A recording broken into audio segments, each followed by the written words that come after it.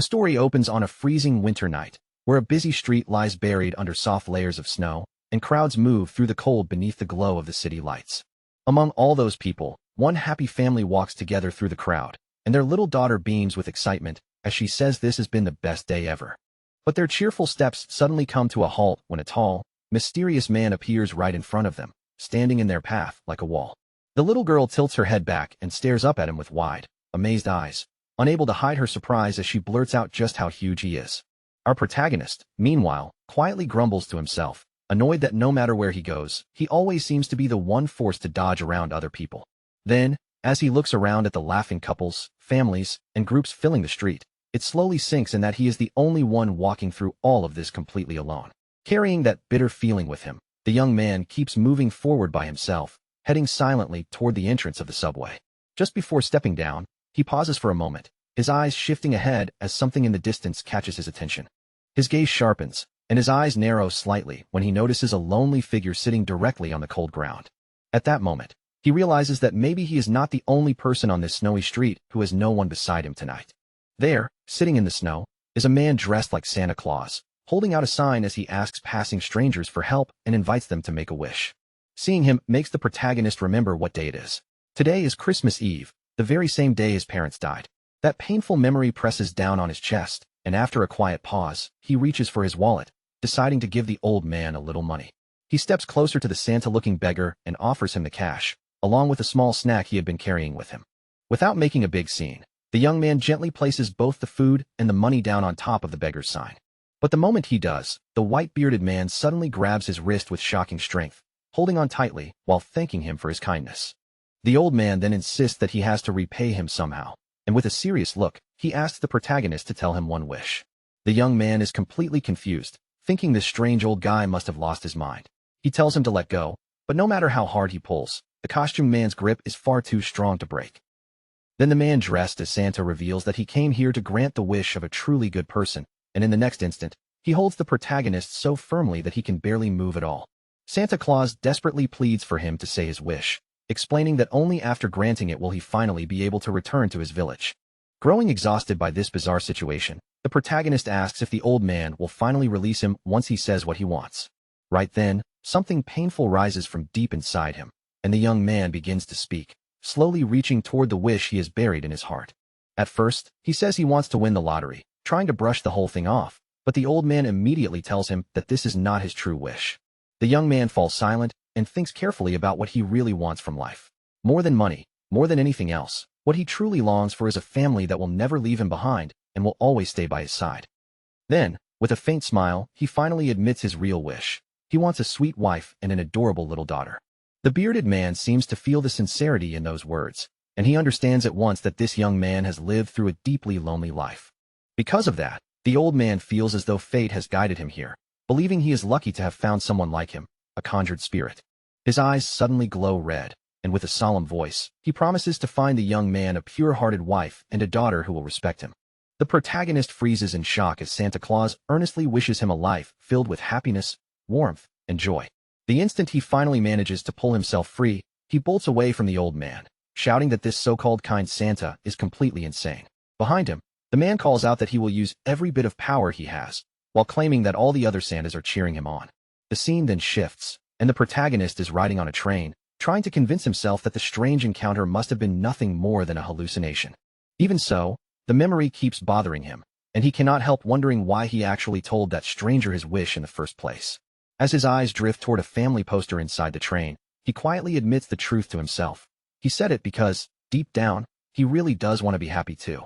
He closes his eyes in the quiet train car, wishing from the bottom of his heart that he could have the same simple happiness everyone else seems to have. But right after that, an unfamiliar smell reaches him, and a sharp, unnatural cold begins crawling across his skin. The young man wakes with a groan, only to find himself shirtless and lying in a place he has never seen before. Startled awake, he snaps his eyes open, and panic immediately surges through him as he takes in the strange surroundings. His vision is still hazy, but through the blur, he can tell that he is inside some kind of wagon, and it is moving. Then the truth hits him even harder. He is locked inside a cage, and he has no idea where in the world he has ended up. As he looks around, he spots other people nearby, all chained and helpless, making him wonder in disbelief if he has somehow traveled back to the Middle Ages. Suddenly, Footsteps sound from outside the cell, and the young man immediately turns his attention toward the noise. Two guards are walking nearby, while speaking in a language he has never heard before, and he cannot understand even a single word they say. Between the rough medieval-looking setting and the completely unfamiliar language, the young man is left more confused than ever about what has happened to him. In the end, whether this is a dream or reality, he reaches one terrifying conclusion. He has somehow been thrown into another world. Then he notices an unconscious prisoner nearby, and while staring at the motionless man, he reminds himself that those who are still alive have to keep moving. He moves closer to the unconscious man, quietly apologizing under his breath, then makes the desperate decision to take the man's clothes so he can cover himself. After putting on the garments taken from the other prisoner, the protagonist finally has something to shield his bare body from the freezing air. Just then, Santa Claus's voice echoes inside his mind, repeating that he will grant the young man's wish with all the power he possesses. The young man can only wonder bitterly if this nightmare is really the happiness he was promised, while silently hoping he will wake up from it soon. And so, several more days and nights dragged by, with Jo-won still locked inside that wagon as it rattled towards some unknown destination. During that time, he gradually realized the terrible truth. Every person trapped in that cage, himself included, had been taken as a captive. As the journey continued, he also began to understand why the soldiers were hauling them from place to place. From what he could piece together, all of them were being transported like goods, meant to be traded away as workers. When the wagon finally arrived at a village, a man who looked like the one in charge stepped forward, scanning the prisoners as if he had come to choose the strongest and most useful ones. Accepting that he had been reduced to this kind of situation wounded his pride deeply, but at the same time, it gave him the smallest bit of hope. After all, being chosen might be his only chance to get out of that wagon. Since his body was still in good condition, he thought there was a real chance someone would pick him. For the first time since waking up in this strange world, Jo-won felt a faint spark of hope flicker inside him. But that fragile hope slowly faded away, because even after the wagon passed through village after village, not a single person chose him. So the wagon kept rolling endlessly through faraway forests and rough mountain roads, while Jo-won remained trapped inside the wooden cage, sinking deeper into helplessness with every passing mile. Collapsed on the floor of the wagon, the young man stared blankly ahead and wondered whether there was any point in surviving if life here only meant suffering more and more. At that lowest moment, a memory of his mother rose in his mind, her voice telling him that no matter what happened, he had to work hard and live well. He remembered how his mother used to look at him gently and ask if he understood the important words she was trying to leave with him. Jo-won then questioned himself in silence, wondering whether he really had the strength to endure this miserable situation any longer. And as if to make the pain even worse, the memory of Santa Claus promising him happiness returned to his mind, echoing like a cruel joke. Overwhelmed by anger and frustration, he grabbed a fork in his hand, cursing both this cruel world and the world he had originally come from. In that moment of despair, Jo-won clenched the object with all the strength he had left, his hand trembling as his emotions nearly swallowed him whole. To him, happiness no longer sounded like a warm family or a peaceful life. Right then, it simply meant escaping this unbearable pain once and for all. But at the very last second, he stopped himself, because somewhere deep down, he knew he did not want his life to end in a place like this. He remembered the wish he had spoken from the bottom of his heart, that simple dream of being happy, of having a family who would stay beside him. Slowly, Jo-won calmed down, standing there with the fork still in his hand, lost and unsure of what he was supposed to do next. Then, all of a sudden, a breathtakingly beautiful woman appeared outside the cage and quietly offered him a piece of bread. With a soft and gentle smile, she pushed the food carefully through the bars, giving it to the starving prisoner without saying anything harsh. Right after that, a very cute little girl peeked out from behind the woman, hiding shyly as she looked toward him. Jo-won was so stunned by the sudden appearance of the woman and child that the fork slipped from his fingers and clattered onto the floor of the wagon. The scene then shifts to a small, humble wooden house standing quietly in the middle of a lonely clearing. Inside that modest home, the same woman and the little girl sit together at a simple table, sharing a quiet meal. The little blonde girl lifts her bowl with both hands and drinks her soup straight from it, eating as though she is truly hungry. Seeing this, the woman gently offers the child her own portion as well, telling her in a warm voice that she should eat more. The girl pauses and looks down at the two bowls on the table, her small eyes moving between them as she realizes what the woman is doing. The woman explains softly that she is already full, so the little girl should take her meal and fill her stomach properly. But the child answers with innocent honesty, saying that if the woman is hungry, then she is hungry too. With that, the little girl pushes the bowl back toward the older woman, refusing to eat alone while the woman goes without food. The woman smiles at the child's kindness, her expression softening, and finally agrees that they should eat together. Suddenly, loud knocks pound against the door, startling both of them, and the voice outside announces that the village chief has arrived. The woman quickly pulls the little girl into her arms, holding her close while warning her not to open the door and only listen quietly. From outside, the man announces that a decision has already been made. One of the prisoners is going to become her husband. The woman freezes in shock at those words. He then orders her to prepare herself, because she will have to return to the mountain together with this new husband. The woman falls into despair, completely unsure of what she can do, because the one thing she cannot bear is going through that nightmare again. Even though she knows she cannot simply run away from the village chief's decision, she clutches the little girl tightly in her arms. She thinks about how she has only known this child for a short time, yet even so, she cannot bring herself to abandon her. Tears begin to fall as the woman imagines leaving the little girl alone in this place. Feeling the woman's fear, the child's eyes fill with tears too, and she starts to cry. The little girl can no longer hold it in, and her quiet sobs break into a loud, desperate cry. Her crying echoes through the dark wooden house, making the silence feel even heavier and the air even more suffocating. Afterward, the woman is left alone in fear, trembling as she wonders what will happen to her from this point on. She curls up on the floor, wrapping her arms around herself, thinking over and over that she does not want to suffer through that horrible experience again. As fear closes in around her, painful memories from her past begin rising in her mind, bringing back everything that led her to this place. She thinks about the sleeping little girl and realizes that the child's situation is painfully similar to her own. The 5-year-old girl did not even have a name, and she was the daughter of the man who had already passed away. Then the woman remembers her own past, when her father traded her away for nothing more than a single rabbit pelt. On the very first day she arrived at her new cabin, the man who was supposed to be her husband treated her with cruelty instead of care. He hurt her before she had even been given the chance to unpack her bags, turning her new life into a nightmare from the very beginning. At that very moment, the truth finally sank in. Her suffering had not ended at all. If anything, the miserable life waiting for her had only just opened its doors. Collapsed on the wooden floor, the woman could barely move. Through her pain and blurred vision, she saw the little girl taking slow, careful steps toward her. In the middle of that horrifying nightmare, when everything around her felt cruel and hopeless, the only person who reached out to her was that angel-like child. The little girl came closer, then gently lowered herself beside the injured woman, trying in her own small way to comfort the person lying helplessly on the floor.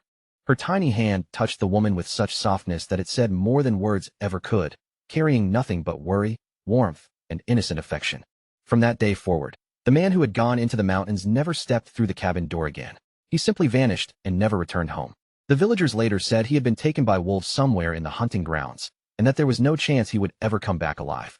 When the woman heard that he was gone for good, a wave of relief passed through her first, but right behind it came a deep, chilling fear she could not ignore. She understood her situation far too clearly. In such a harsh and dangerous place, she was now a widow without anyone standing in front of her for protection. A woman without a husband was no different from a sheep wandering outside the fence, exposed in the open and waiting for someone stronger to target her. And so, not long after, the woman and the little girl stepped out from the cabin together, their hands tightly joined as they walked toward the village. But after taking only a short distance down the path, the little girl suddenly stopped in place and lifted her arm, pointing toward something far ahead. Her eyes instantly grew wide with surprise. The moment she spotted a wagon in the distance, she cried out excitedly, unable to hold back her discovery. The woman followed the child's gaze, and only then did she see it as well, a wagon standing there, with a prisoner trapped inside a cage. As they moved closer, the young man locked inside the cage seemed to sense someone approaching, and he slowly raised his head from the shadows. The woman's expression changed the instant she saw his face. She finally realized that this was the very same prisoner she had helped before. At almost the same time, the young man's eyes widened sharply, because he recognized the woman and the child standing in front of him. In the next breath, memories of cruelty, helplessness, and despair crashed into his mind all at once, dragging him back to that painful moment. The woman, too, could not help remembering the shouting, the violence, and all the mistreatment she had endured under her husband's anger. She remembered how she had thrown herself between that cruel man and the little girl, using her own body to shield the child from his fury. Reflected in the prisoner's eyes was the woman's frozen face, filled with confusion, shock, and a kind of fear she could not immediately hide. Still holding the bread in her hands, she stood there motionless, caught between wanting to help and not knowing what she was supposed to do next. Just then, the village chief appeared nearby and called out to her, asking whether she had been hanging around that place. His tone quickly turned firm as he warned her that the soldiers would be arriving soon, then told her she should hurry back to the village. The woman forced a small smile onto her face, trying not to look too shaken, and gently told the little one that it was time for them to leave. But the little girl did not move right away. Her worried eyes stayed fixed on the man in the cage, as if she could not simply walk away from him. Inside the cage, the prisoner lowered his gaze to the bread now in his hand, staring at it with an empty, hollow expression. Then, pulled along by the hunger gnawing inside him, he finally began to eat the food the woman had given him, bite by desperate bite. Without warning, 2 guards stepped forward, yanked open the cage door, and shouted harshly for the young man to get out at once. Before he could properly respond, they grabbed him roughly and hurled him out of the wagon, sending his body crashing straight onto the dirt. Lying there after the fall, he caught sight of the piece of bread that had slipped from his grasp and rolled away across the ground. A short while later, the 3 prisoners were forced onto their knees, lined up in the dirt, while the village chief coldly ordered them to begin. Without giving any warning at all, the guards struck down the other 2 men with their sharp tools.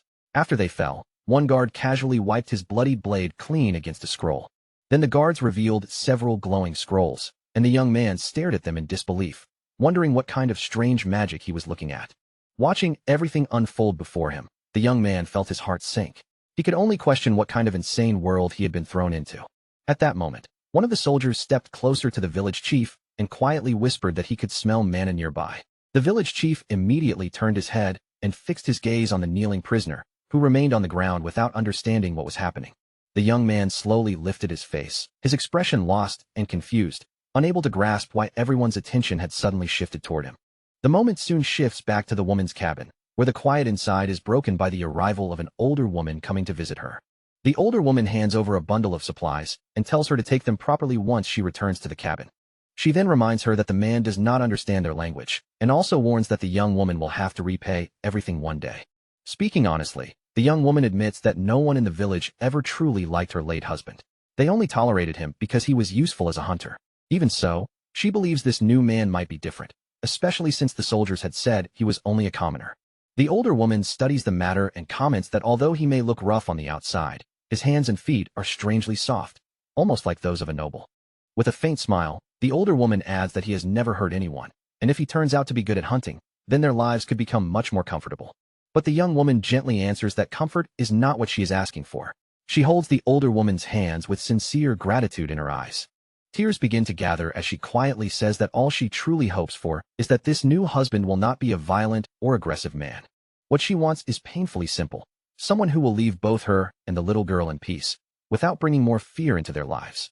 Just then, a sudden knock at the door cuts through the room, startling both women as a voice from outside shouts for them to open up. The young woman's body tenses with fear, and she immediately pulls the little one closer into her arms, even as the child continues sleeping peacefully in her lap. She cautiously leaned closer to the wall and peered through a narrow crack, and through that tiny opening, she saw the protagonist being brought toward the cabin by the village chief. A moment later, the older man stepped into the house as if everything had already been decided, then loudly announced that he had brought her new husband. The woman froze in shock and repeated the words in disbelief, asking about this so-called new husband, but the chief simply ordered her to welcome him properly. Then the protagonist was pushed into the house, looking around in complete confusion as he asked where they were taking him, unable to understand a single thing. The woman immediately grew frightened and questioned why they had dragged a sick man all the way to her home in such a rough state. Her eyes slowly moved up to the young man standing in front of her, and a trembling thought crossed her mind. Was this really going to be her new husband? When she noticed just how tall he was, the young woman stiffened in surprise, thinking she had never seen anyone so huge in her entire life. The man, however, only grew more confused when he saw the fear on her face, because he had no idea what he had done to make her react like that. After staring at her for another moment, he finally recognized her. She was the same woman who had quietly given him that piece of bread earlier. But when he saw her shoulders trembling and her expression shrinking away from him, he could not help wondering why she was so terrified of him. Before he could figure it out, the village chief grabbed him firmly by the arm and barked at him, as if asking why he was just standing there. The older man then pulled him forward with force, dragging him closer to where the woman and the little girl were huddled together. Pointing directly at the young man, the chief made the introduction official, presenting him to the woman as the husband who would now belong to her. Then, without giving either of them time to react, he took both of their hands and told them not to act so tense, since they were about to become husband and wife. With a pleased smile spreading across his face, the village chief brought their hands together, as though sealing the matter right there on the spot. He even complimented them with satisfaction, saying the two of them looked like a fine couple, and just like that, he declared that everything was settled.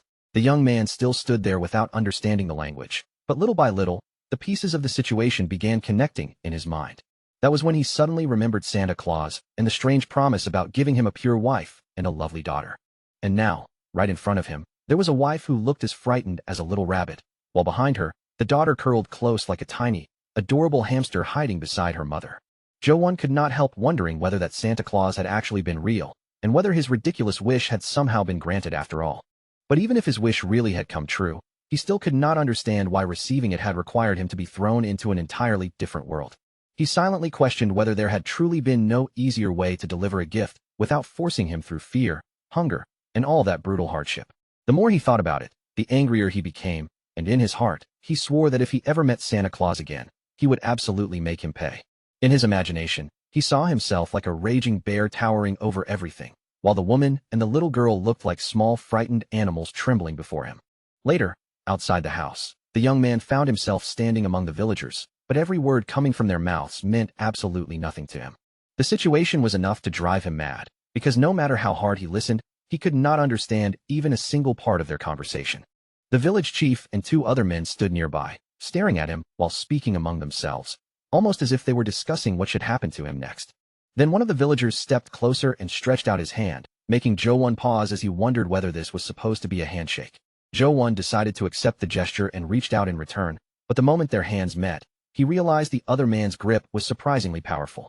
The villagers suddenly winced in pain, while Jo-won blinked in confusion, wondering if crushing someone's hand was just the normal way people greeted each other here. With a serious, thoughtful expression on his face, he tried to make sense of the strange scene unfolding around him in this unfamiliar village. Finally, Jo-won released the man's hand, and the villager immediately staggered backward, shouting something that Jo-won still could not understand.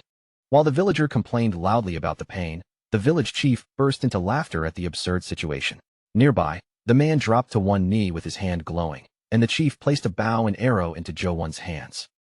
Jo-won stared down at the weapon he had just been given, standing there with no proper reaction as the hunting tool rested awkwardly in his grip.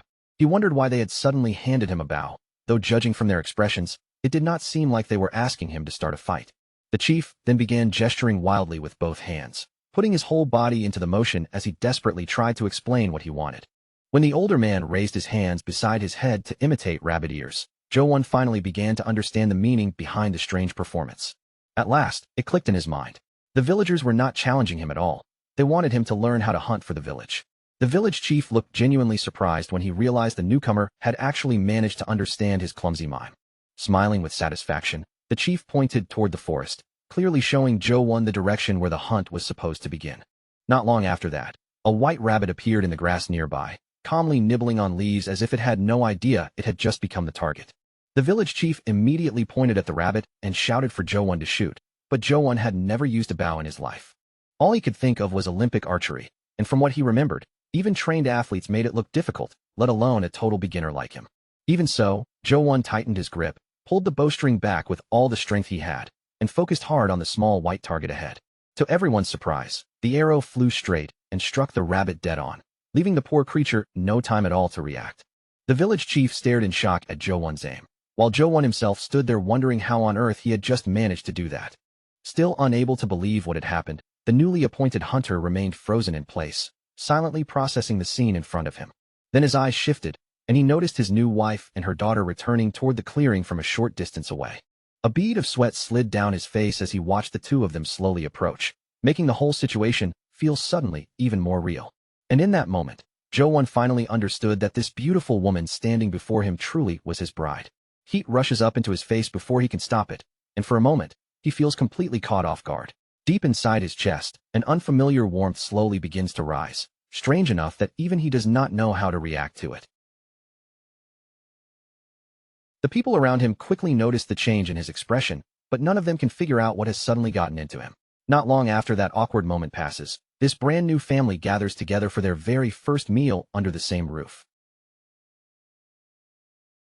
The woman carefully ladles the food into bowls, setting one in front of her new husband and another before the little girl. Her movements are quiet and gentle, as if this simple meal means far more than just filling their stomachs. What sits before them is only a plain stew, nothing luxurious or fancy, yet the steam rising from the bowl makes it look warm, hearty, and surprisingly nourishing. Even at a glance, it seems like the kind of food that could bring comfort after a long day. The young man slowly lifts his spoon, but instead of eating right away, his gaze drifts toward the woman and the child sitting across from him. Both of them watch him with quiet curiosity, waiting to see how he will react to their humble meal. At last, he takes a taste of the stew. The moment the flavor reaches him, his expression changes so unexpectedly that the woman and the little girl both freeze in surprise, unsure what his reaction truly means. Without offering a single word, the protagonist lowers his head and continues eating the stew placed before him. Spoonful after spoonful, he quietly keeps going, letting his actions speak more honestly than any explanation could. Then, almost without realizing it, a small smile softens his face. It is not loud or dramatic, but that gentle expression makes it clear that he truly enjoys the meal they have prepared for him. For him, the word family had always felt far away, like something belonging to other people. From his teenage years all the way into his 30s, it had remained distant, unreachable, and strangely hollow. But now, even someone like him has suddenly been given people to look after.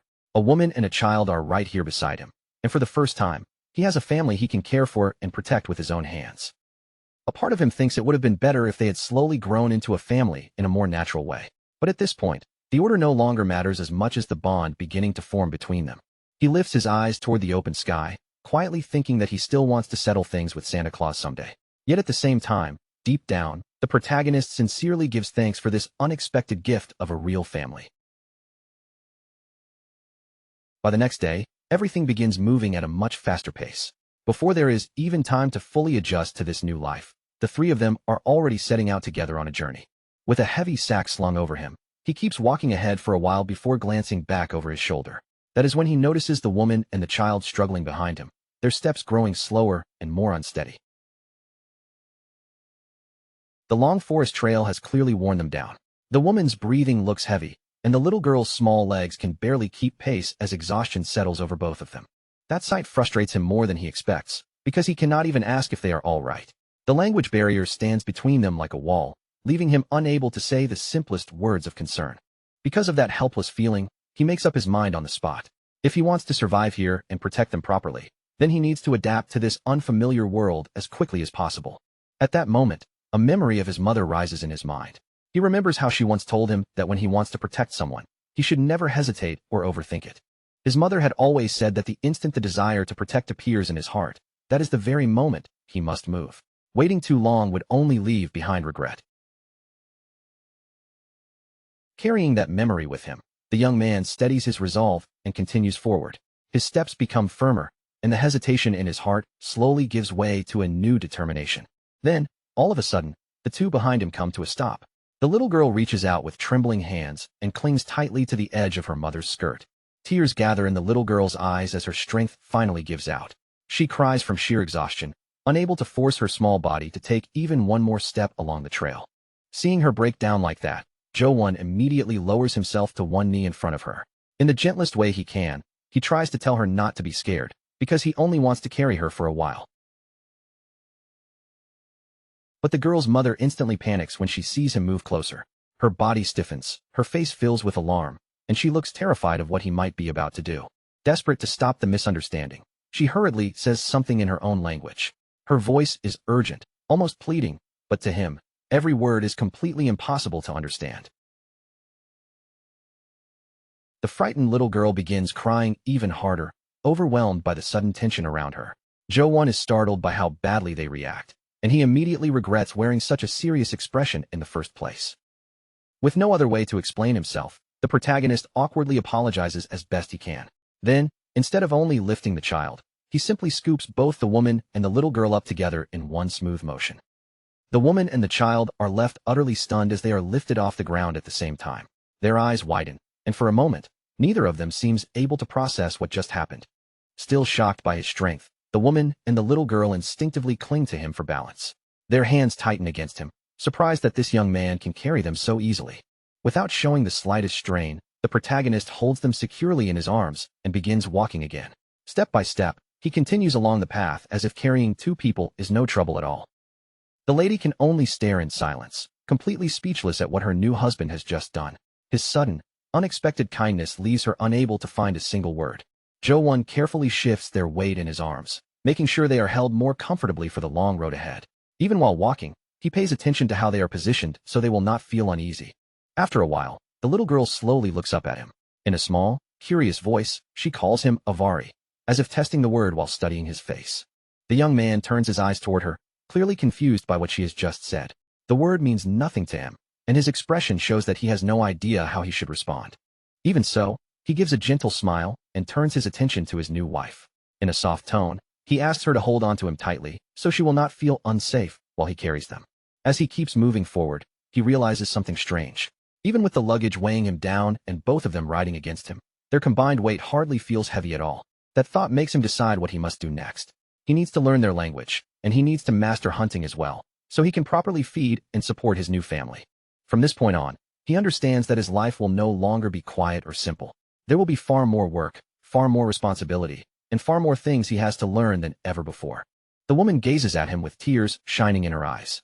His kindness, his strength, and the way he carries them without complaint seem to move her more deeply than he realizes. And so, their journey continues down the forest path, with the young man carrying his new family in his arms. Though the road ahead is uncertain, the three of them move forward together. At last, they arrive in front of a small cabin tucked away from the road.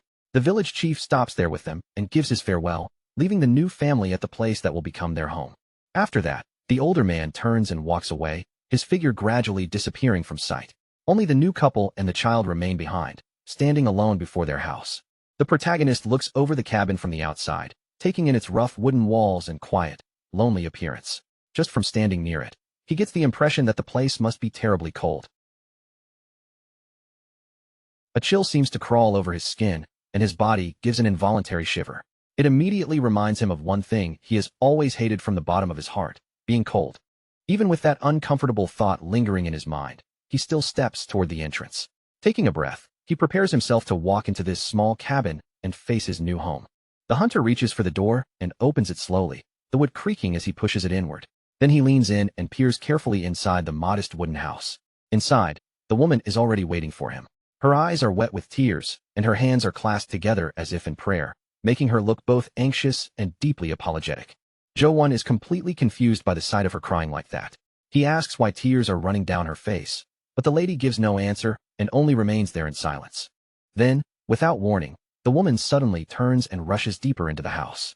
The protagonist is left standing behind her, still unable to understand what just happened or why she reacted that way. He looks further inside the cabin and finally begins to understand the situation. The shelves are bare, there is almost nothing stored away, and the entire house is in a messy, neglected state. Standing frozen at the doorway, the young man can only stare into the cabin in disbelief. Everything inside has been overturned, scattered, and stripped away, as if someone had stormed through the little home and ransacked every corner. Outside the cabin, the lady quietly explains what happened as best she can. While she had been away in the village, everything they owned had been taken from them, leaving the house empty and ruined. The man's chest tightens with worry as he realizes how serious the situation is. The cold season is drawing closer, and right now, he has almost nothing he can use to protect his new family from what is coming. After searching around, he finally spots his wife sitting alone on the grass. Relief flashes across his face as he approaches her and says, in his own way, that he has finally found her. The hunter lowers himself beside her and sits down quietly on the grass.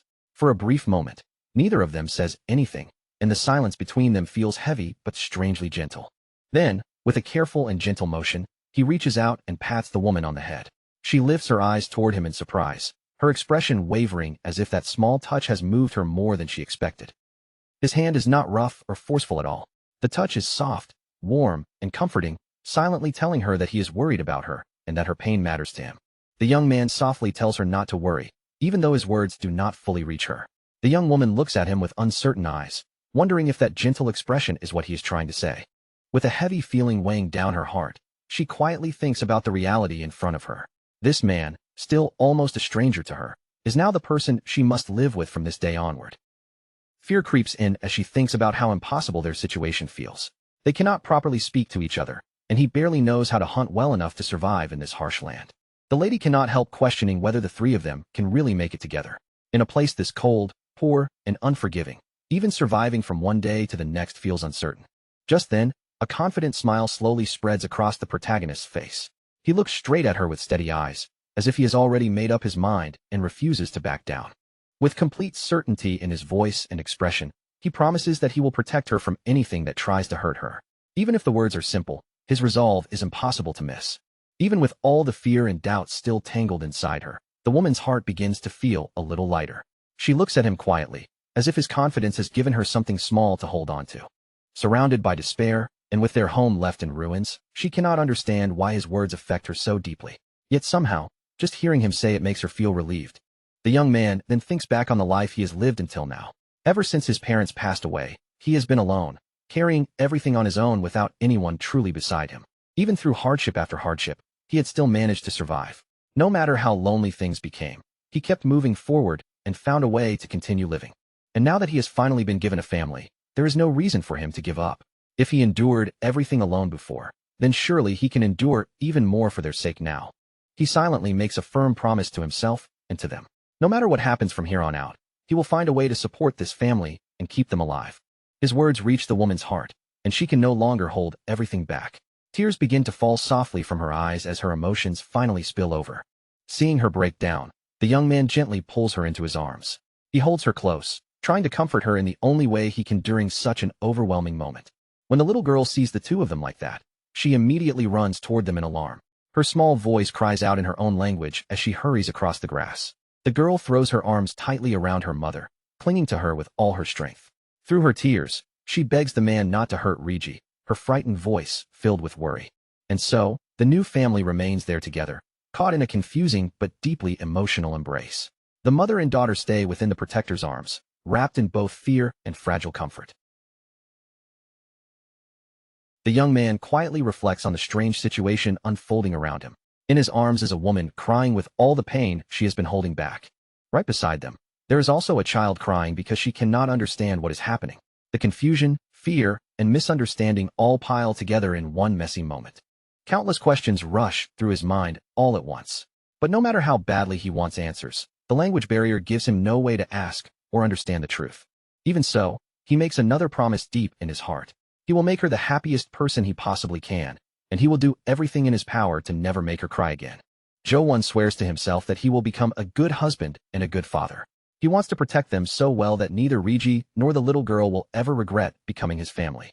Later, the cabin looks completely different from before. The house has been repaired and cleaned up, and outside, stacks of firewood are neatly piled up, ready to help them face the cold.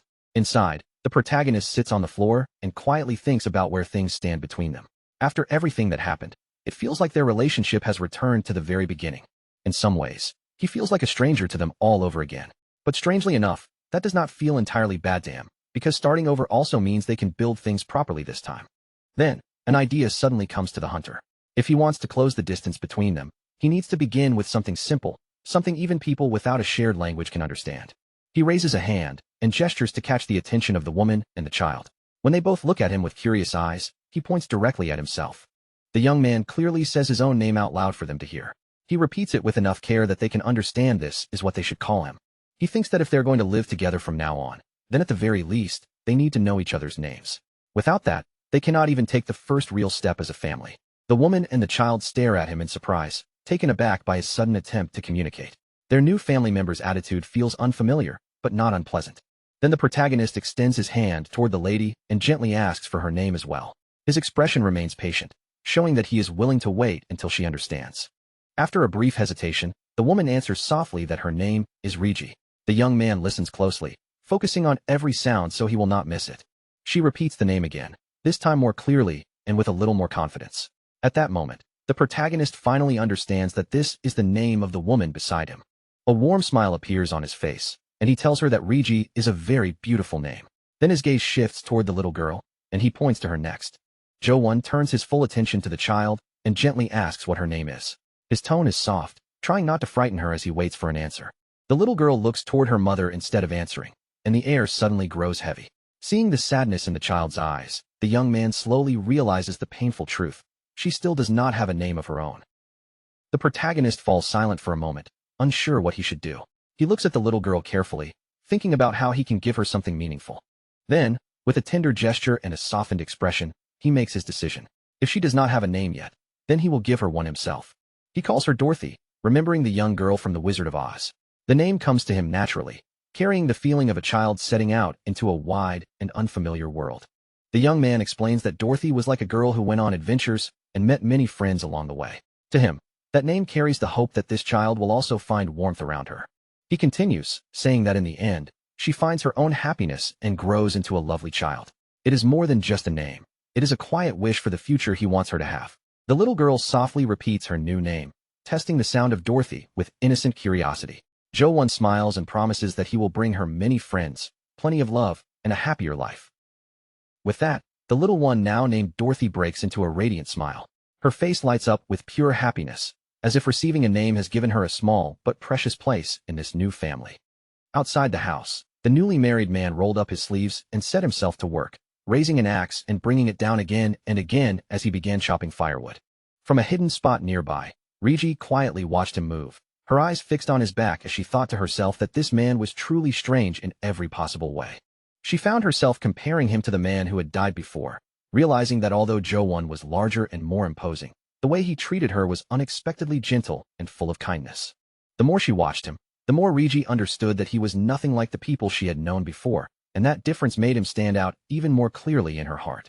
In the quiet of her own thoughts, she softly repeated his name, Jo-won, and remembered the calm, refined sound of his voice whenever he spoke to her. As she stood there, memories of everything she had endured came flooding back, and Riji realized she had never once been given this much warmth or goodness by anyone. A faint smile slowly appeared on her face, and while watching him work, she could not help wondering why this strange man was treating her with such unexpected care. Riji kept staring at him from where she hid, feeling more and more that Jo-won somehow did not quite belong in this place, as if he had stepped in from somewhere far away. Then, all of a sudden, Jo-won noticed her watching.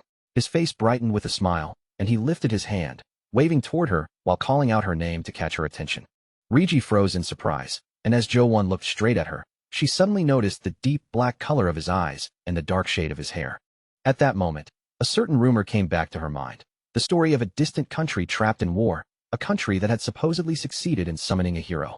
According to that legend, the hero who had appeared was said to possess completely black hair and eyes, a feature so rare that people could not stop talking about it. While those thoughts swirled inside her head, Jo-won slowly walked toward her, his expression soft, curious, and gentle enough that it made her even more unsure of herself.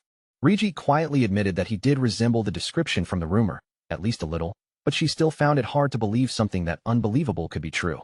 After all, a hero from legend would never casually appear in a place like this, and to her, that whole story still sounded like nothing more than a simple rumor.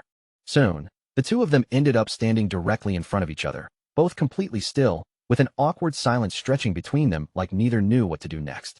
As Jo-won came closer, Riji grew visibly nervous, staring up at him with wide eyes while her heart began pounding faster inside her chest. Now that she could see him from such a close distance, she confirmed it clearly. His hair really was black, and so were those calm eyes looking back at her. For some reason, a quiet sense of relief spread through Riji's body, and she wondered why being near him made her feel so strangely comforted. She could not understand it at all. Jo-won was still someone she had only just met, yet standing near him made her feel far more relaxed than she expected. Her own reaction left her confused, while Jo-won simply looked at her in silence, clearly unable to understand what was going through her mind. Then the hunter gently lifted his hand and affectionately stroked the top of her head, causing Riji to stiffen a little as she found the gesture completely unfamiliar. The only memories she had of a man touching her head were painful ones, moments filled with cruelty and mistreatment. Yet this touch felt so warm that she quietly wished he would keep doing it a little longer. A soft sense of safety settled over her, and Riji wanted his hand to remain there just like that. Seeing her reaction, Jo-won blushed slightly, but he still continued stroking her head with careful tenderness. Then, almost before she could prepare herself, Jo-won leaned down toward her and surprised her with a soft, gentle kiss placed right on her forehead. That small kiss left Riji completely stunned. She stood there speechless, her eyes wide, unable to process the sudden affection he had just shown her. Jo-won quickly pulled back, looking utterly embarrassed, while Riji remained frozen in place, staring at him as if she had just witnessed something impossible. The atmosphere turned painfully awkward in an instant, and Jo-won started stumbling over his words, his face tense as he struggled to figure out what he was supposed to say. Acting purely on impulse, he suddenly reached for a wooden bucket nearby, grabbing it, as if finding something to do might save him from the embarrassment. He tightened his grip around the handle, clearly desperate for any excuse that would let him escape from the situation as quickly as possible. Without giving himself another second to think, the hunter abruptly ran off, leaving his wife standing behind him in stunned silence. Riji stayed where she was, her face turning a deep shade of red while her heart hammered wildly from the unexpected kiss and his sudden escape. Meanwhile, Jo-won cursed himself in his own mind, panicking over what she must be thinking after he acted so suddenly and awkwardly. He reminded himself that even though they were technically married, they had only met that very day, and that realization made his thoughts even more tangled. To make everything even more complicated, the two of them could not even speak the same language, leaving Jo-won completely lost about what he should do next. As he kept walking, the hunter wondered if the best choice was simply to pretend nothing had happened and carry on like normal. But then he suddenly stopped in his tracks, looking around as he realized he had walked farther than intended and no longer knew exactly where he had ended up.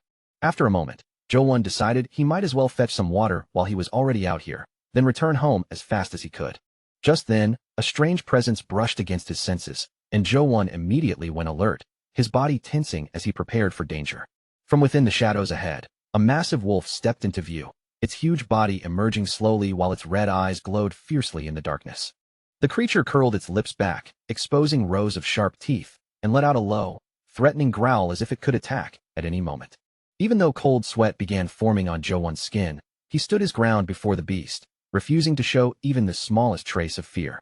Jo-won was shocked by the animal's enormous size, and in that tense moment, he fully understood that the monster in front of him was a real wolf. Keeping himself as calm as possible, he crouched down near his fallen bucket and noticed a piece of wood lying on the ground close beside it.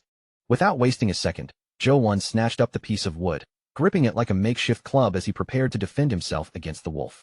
The giant wolf suddenly sprang forward, launching its massive body at him, but Jo-won charged in as well, raising the club and meeting the attack head-on. The beast snapped its jaws around the piece of wood, and with one brutal bite, its sharp teeth crushed and shattered the makeshift weapon apart. With a furious shout, Jo-won drove his fist forward and slammed a direct punch straight into the wild animal's head. The blow landed cleanly against the wolf, striking it with full force and making the creature feel the heavy impact of Jo-won's attack. But in the next instant, the wolf sank its teeth into Jo-won's arm, and the hunter cried out in pain as the bite tore into him. Even with the wolf's teeth sunk into him, Jo-won refused to collapse there. Gritting through the pain, he pulled back his fist and slammed another punch into the beast, determined not to let this thing be the end of him. With a fierce shout tearing from his throat, Jo-won drove his strength forward, and in that instant, his clenched fist suddenly began shining with an intense blue light. The glowing punch crashed into the wolf with a force it clearly never expected, and the beast let out a painful howl as the strange magical blow struck it head-on. But right after that, Jo-won's entire body suddenly flared with fire, flames bursting across him as he screamed out in agony from the shocking heat.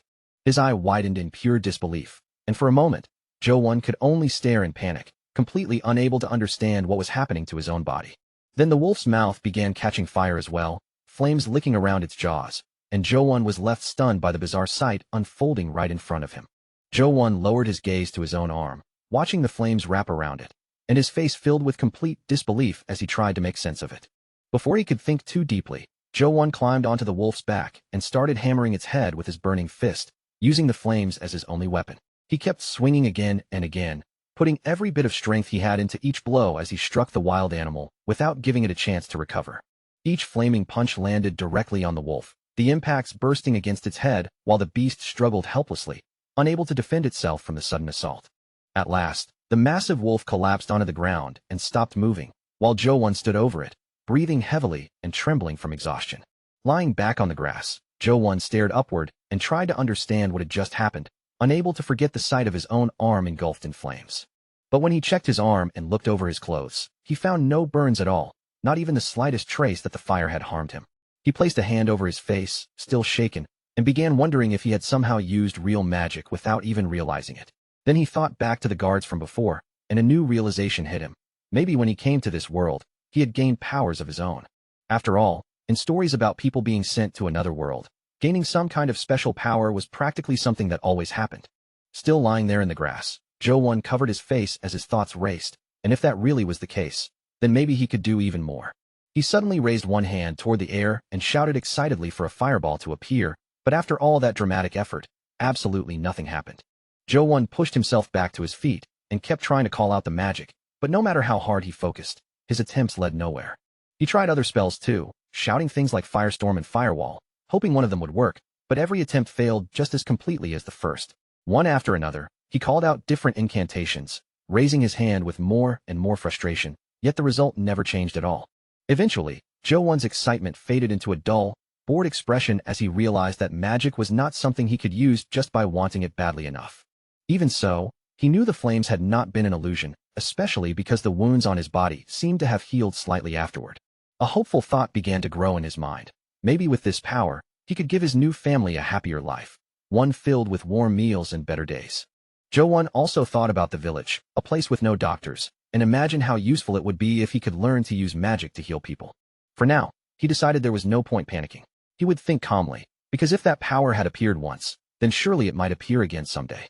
As he lay there, an old painful memory suddenly pulled him back to the funeral of his grandfather, which had happened not long after he had already lost his parents. His grandfather had still been healthy, but an accident took his life without warning, and after that, Jo-won's uncle blamed him for the tragedy. His uncle accused him of causing the death of his only brother and even blamed him for losing his father too, throwing every cruel word straight at him. Back then, Jo-won had fallen to the floor while his relatives shouted around him, calling him the source of every misfortune that had struck their family. To them, he was treated like a plague, someone who carried disaster wherever he went and brought suffering to anyone unlucky enough to be near him. Returning to the present, Jo-won pushed those memories aside and knew he needed to drain the wolf's blood, but the thought of more beasts nearby made him uneasy. Not wanting to stay there any longer, Jo-won hoisted the giant wolf over his shoulders and decided to head back home as quickly as he could. As he carried the heavy animal, he remembered how his grandfather used to butcher animals, and those old lessons now became unexpectedly useful to him. Under the pale moonlight, Jo-won walked forward with the wolf on his back, quietly thinking that his grandfather would probably be proud to see him now. Still, another problem lingered in his mind. How exactly was he supposed to train this strange new magic while dragging a giant wolf home on his back? Meanwhile, back at the cabin, Regi and little Dorothy were busy moving around the house, quietly handling the chores that needed to be done. Dorothy soon came running over with bright energy, holding a bowl in her small hands as she excitedly brought it to her mother. Regi smiled warmly at her daughter, thanked her for helping, and gently patted the little girl's head with a soft, affectionate touch. That simple gesture made Dorothy's face light up instantly, her smile spreading wide from ear to ear as happiness filled her entire expression. Bursting with energy, the little girl ran around the house in high spirits, clearly delighted by the warmth of this new family life. But then Dorothy suddenly stopped at the doorway, her small body freezing in place as her eyes widened at whatever she saw outside. At the entrance, the enormous head of the giant wolf appeared before her, and the terrifying sight made the little girl scream in pure fear. The moment Regi heard Dorothy scream, she rushed over in panic, desperate to see what had frightened her daughter so badly. Without wasting even a second, Regi snatched a knife from the table, gripping it tightly as she prepared to defend herself and Dorothy from the danger. She dashed toward the door and shouted for Dorothy to get behind her, placing herself between the child and the threat without hesitation. In that moment, Regi's eyes burned with determination, making it clear that she was ready to protect the little girl no matter what it cost her. Then she saw Jo-won standing there with the beast on him, and in her alarm, she shouted his name, worried and confused by the shocking sight. Still holding the knife, Regi rushed forward to attack the wolf, not realizing in her panic that the massive creature had already been defeated. Exhausted from the long walk and startled by his wife's scream, Jo-won let the wolf's carcass drop heavily to the ground in front of them. The moment they spot him, the two of them rush over in a panic. Seeing how shaken they are, the hunter quickly calls out their names, trying to steady their hearts before their fear can swallow them completely. Regi comes to a sharp stop right in front of him, her knife still gripped tightly in her hand. But the instant she takes in the bloody scene before her, her eyes go wide, and she freezes there, completely stunned. Then, as the fear finally gives way to relief, Regi throws her arms around him and holds him close. He gently reassures her, telling her that even though he got injured, he is still all right. Little Dorothy rushes in right after her, clinging tightly to his leg with both arms. Tears spill down her face as all the terror and relief she had been holding back finally come out at once. With a soft smile, he tries to ease their worries, explaining that the wolf had only bitten his arm. It looked scary, but now that the danger had passed, everything was truly okay. Beneath the pale moonlight, the newly formed family sits together beside the fallen wolf. Even with the huge beast lying nearby, he keeps calmly telling them that he is fine. After a quiet moment, Regi says something to him in her own language. He does not understand the word at all, but for some reason, the sound of it makes his whole face flush red. A second later, he realizes that she must be thanking him. The meaning finally sinks in, and warmth spreads through his chest as he feels the affection hidden in her awkward words. Little Dorothy speaks up as well, saying something in that same unfamiliar language. He cannot catch the exact meaning, but from her tearful face, he guesses she had been terribly worried about him too. Looking at their tear-stained faces, guilt quietly settles over him. He had promised himself he would never make them cry again, yet here he was, already breaking that promise so soon. As night deepens over the forest, a lone crow flutters down and lands on the roof of the cabin. Its dark silhouette stands out against the dim sky, watching over the quiet woods. Inside the house, Jo-won gets to work on the wolf. With a sharp knife in hand, he begins skinning the massive beast, moving carefully so he does not waste anything. He guides the blade along with slow, precise movements, separating the giant animal's thick pelt from the meat beneath it. Every cut requires focus, strength, and patience. As he works, the hunter cannot help but admit that the task is far harder than he once believed. When his grandfather did it, the whole process had looked so effortless. Before long, exhaustion begins to weigh on him. Feeling the strain in his arms, he decides that if this ever happens again, he will definitely need to find a better way to handle it. Once the meat is finally separated, he steadies himself and prepares to bring the work to an end. After all that effort, he only needs to finish the last part properly. Just then, he suddenly hears someone calling his name. He turns toward the sound and finds Rigi's silhouette standing at the doorway, watching him from the entrance. Sweat runs down his face as he looks up at her in surprise. He calls her name in return, silently wondering what brought her over at a moment like this. Rigi steps closer with a wooden bucket held in both hands. Seeing her approach, the protagonist calls her name again, still not quite sure what she is trying to do. She says something he cannot understand, then gestures toward the meat and the bucket. From her movements, he quickly realizes that she wants him to put the meat inside. A small smile rises on his face as it finally clicks. Rigi is not just standing there watching. She has come to help him carry the meat back into the house. Wanting to respond properly, the young man searches his memory for the right word. He struggles to remember how to say thank you in the language of this world. After a brief pause, he carefully tries to pronounce the word. The moment it leaves his mouth, Rigi looks at him in surprise, clearly not expecting him to make the attempt. Then her expression softens, and a sweet smile blooms across her face. Seeing that gentle reaction, he realizes with relief that he must have pronounced the word correctly. Still, he starts to wonder if he somehow said something strange. For a moment, the two of them simply stand there facing each other, the air between them turning strangely awkward. With a gentle smile of her own, Rigi slowly tries to say the word in his language. Her pronunciation is careful and uncertain, as if she is asking him whether she said it right. Hearing her try, the young man cannot help but smile sincerely. He thanks her for making the effort to learn his language, and his warm response leaves his wife a little flustered, staring at him without knowing how to answer. Then the hunter turns away to pick up the wooden bucket. As he does, Rigi quietly thinks to herself that, before this moment, no one had ever thanked her like that. She bends down to help him with the meat, still caught on that simple word. In her heart, she cannot stop thinking that he thanked her for something as ordinary as bringing water. As the two of them walk together, Rigi slowly realizes something strange and precious. Ever since meeting him, she has been experiencing so many gentle things for the very first time. At that moment, her thoughts drift back to the affection he had shown her earlier. She remembers the warmth of his lips softly touching her forehead. The memory alone is enough to make her face burn with embarrassment. Her heart begins to pound wildly in her chest, as if it has forgotten how to calm down. Even though the whole thing makes her feel unbearably shy, Rigi still follows him into the house.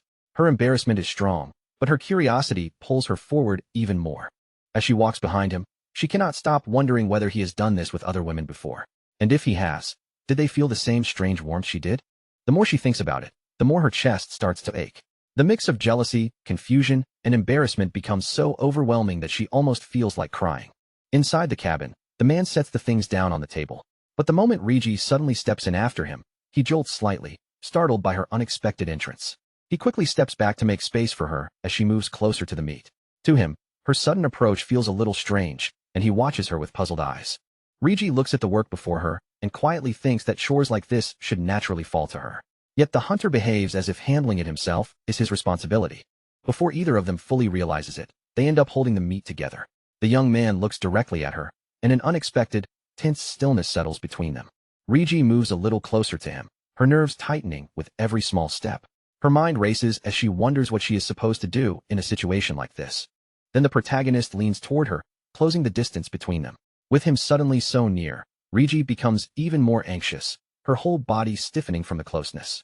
But instead of doing anything more, he simply places another soft kiss on her forehead.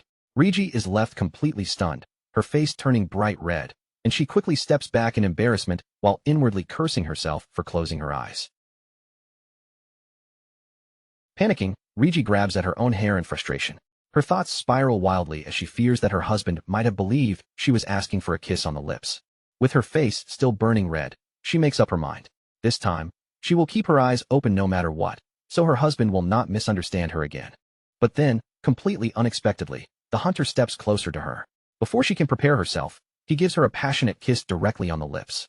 Afterward, he gently pulls away with a calm, almost natural smile. Rigi, on the other hand, remains frozen in place, completely paralyzed by the shock of what just happened. Then the young man turns around with the bucket in his hand.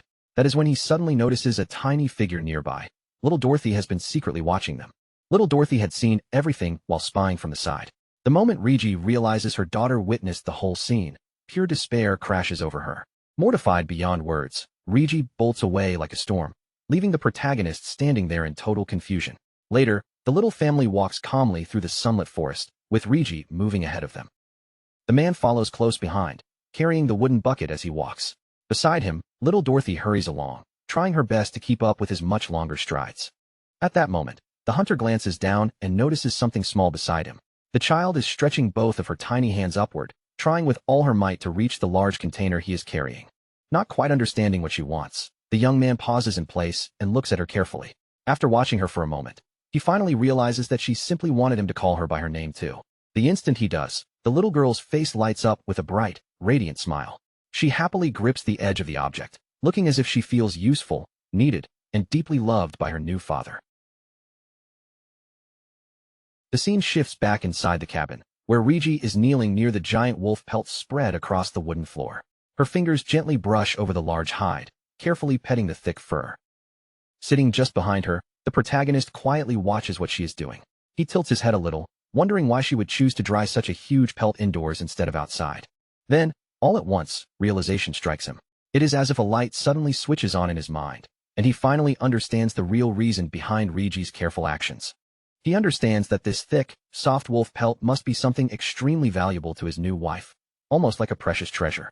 Right then, little Dorothy walks over to her mother, staring curiously at the huge, fuzzy rug on the floor. Unable to hold back her curiosity, the child reaches out and touches the beast's dark fur. Her little fingers sink into the soft texture, and she marvels at how fluffy the massive animal feels. As he watches the mother and daughter smiling together over the pelt, the young man feels a gentle warmth spread through his heart. Seeing his family safe, happy, and relaxed makes the cabin feel brighter than ever.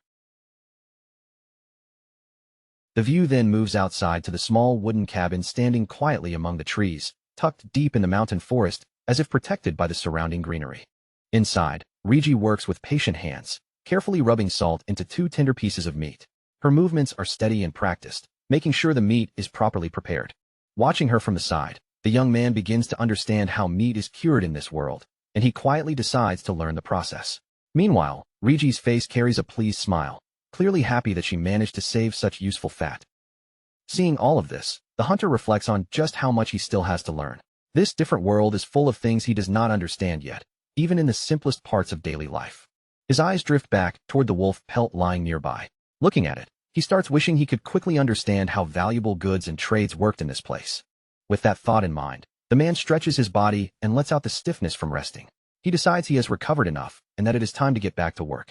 He suddenly rises to his feet with surprising speed, and the sudden movement makes his wife flinch in surprise, especially since she had been standing right behind him. Worried about his injury, Rigi quickly waves both hands at him, clearly trying to tell her husband to sit back down and rest a little longer. But the young man only gives her a reassuring smile. He gestures calmly to show that he is fine now, and that the pain is no longer bothering him at all. Then, with a gentle touch on her shoulder, the hunter quietly reassures her even more. He makes it clear that he will not force himself or push his body beyond its limits. After that, he turns and heads toward the door. Rigi is left standing there in silence, completely speechless from the way he tries to ease her worries with such care. Out in the forest, the man walks among the trees until he finds a large trunk that looks perfect for practicing his swing and testing his strength. He looks down at his reflection on the surface of the axe blade, trusting the raw strength in his body, even though he has almost no real experience using the tool. Without wasting another second, the protagonist grips the heavy axe firmly in both hands. He raises it with determination, preparing himself for a powerful strike. With a sharp shout of effort, he swings the heavy blade down with all the power he has. But his strength is far beyond what he expected, and the entire tree snaps apart at once before crashing heavily onto the dirt.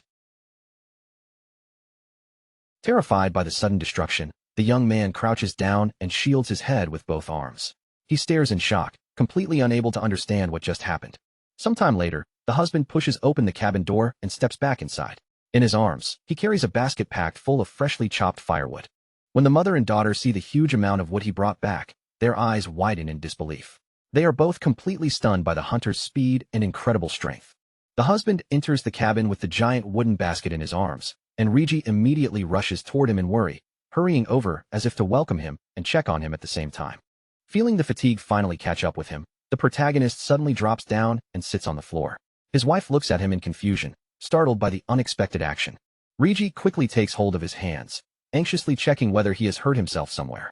The hunter immediately reassures her, making it clear that nothing is wrong. Just then, little Dorothy appears beside him with a cloth in her small hands. She offers it to her new father so he can wipe the sweat from his face. Right after handing it over, the little girl suddenly dashes across the room in excitement. Her energetic behavior leaves the young man watching her with surprised, amused eyes. She rushes over to a large wooden bucket filled with clean water. With a happy little expression, she dips both of her tiny hands into the water. Then she turns and runs straight back toward the hero. As she hurries across the floor, her wet feet leave a trail of small footprints behind her. Without giving him any warning, his daughter leaps right onto the big man's chest. Her wet little hands press against his clothes, leaving tiny marks behind. The protagonist is startled for a moment, but that surprise quickly turns into a wide, helpless smile. Seeing his little girl play so cutely makes his heart soften instantly. Watching the whole thing unfold, Rigi cannot hold back anymore and bursts into a hearty laugh. In an instant, the atmosphere inside the cabin becomes light, warm, and full of fun. The little one then looks up at the man with big, bright eyes. She stares at him expectantly, clearly waiting to see how her new father will react. With deep tenderness, the father reaches out and gently pats the girl on the head, thanking her for taking care of him. But that praise makes Dorothy even more excited, and she starts racing non-stop around the kitchen while he hurriedly asks her to stop. Seeing her run around like that, the young man and his wife both break into laughter. The happiness filling the room feels so perfect that it almost seems like a beautiful dream. He pulls the young woman into a warm hug, holding her close as he quietly promises in his heart to protect those smiles. Never in his life had he imagined he could feel this happy. The scene then shifts outside once more, showing the small cabin resting peacefully in the middle of the vast, lush forest. Thick smoke rises from the stone chimney and drifts into the evening air. The warm glow from the cabin makes it clear that night has arrived, and dinner is ready. Inside, the two adults sit together, enjoying what feels like a true feast. Nearby, their daughter has already fallen asleep peacefully right there on the floor. Suddenly, Rigi and her husband both stop eating at the same time.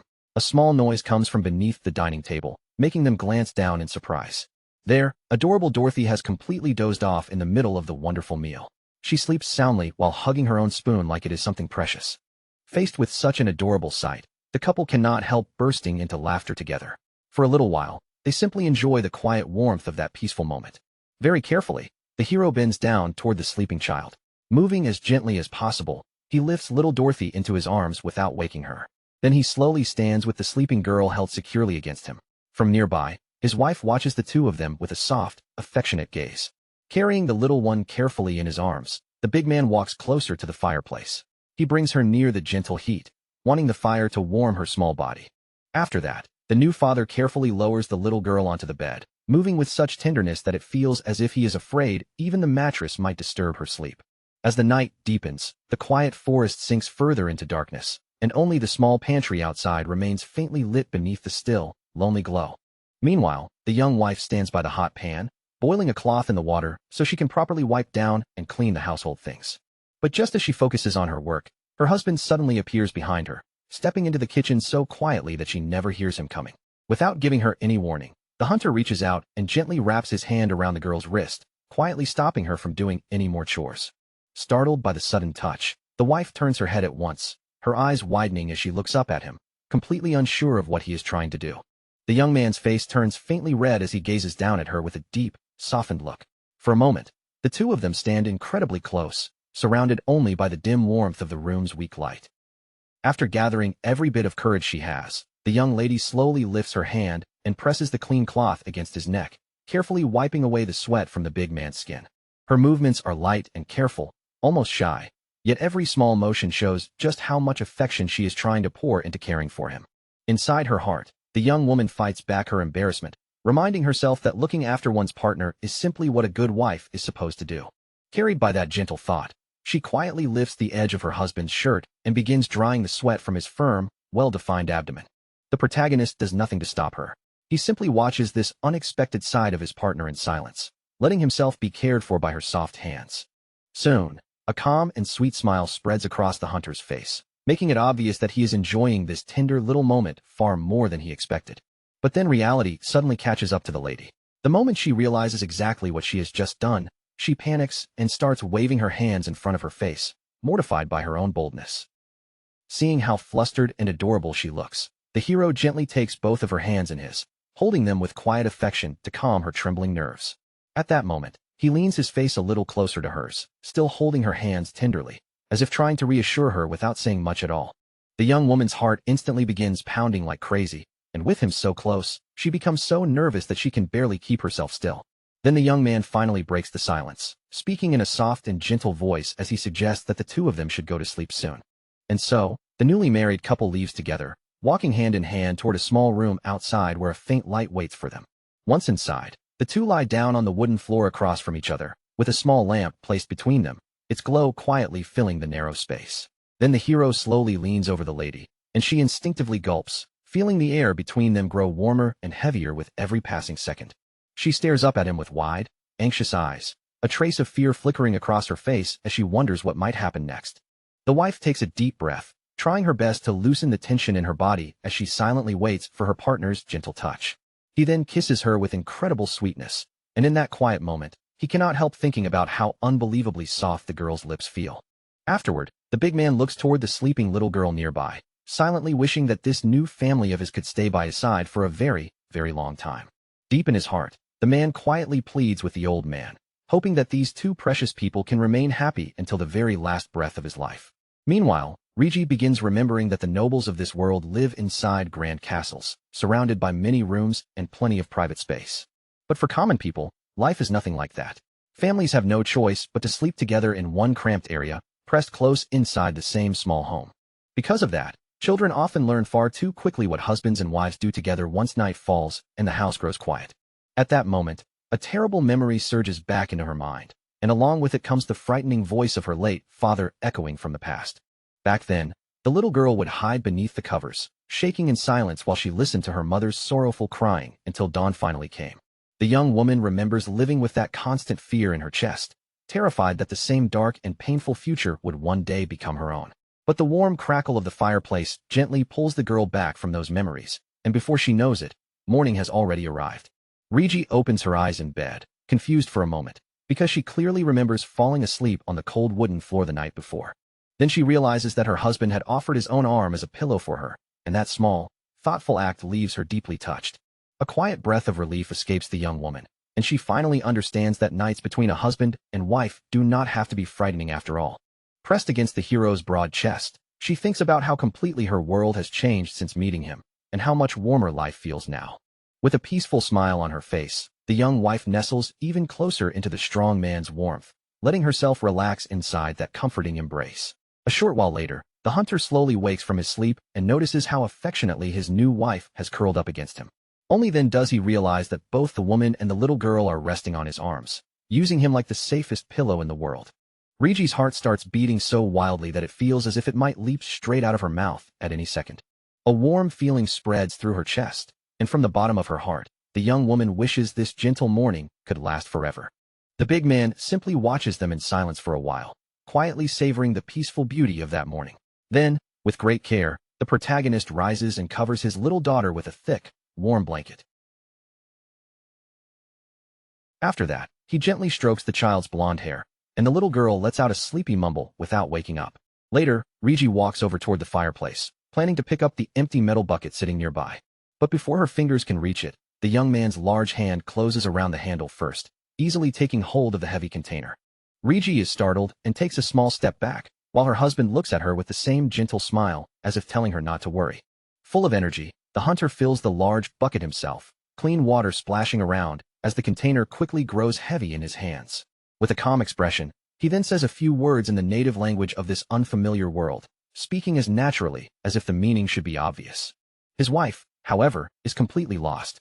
She stares at him in confusion, trying hard to figure out what on earth the man was trying to tell her. Her cheeks flush bright red as she lowers her voice and mumbles something under her breath, leaving the young man staring at her in confusion, unable to understand why she suddenly became so shy. The hero quietly wonders if the affectionate way he addressed her just now was what made her freeze up and turn so nervous all of a sudden. After thinking it over for a moment, he realizes that the girl must have become embarrassed because he was treating her so naturally like his true wife. So the husband gently suggests that they use a sweeter nickname instead, and after blushing even harder, the young woman softly asks him to call her darling.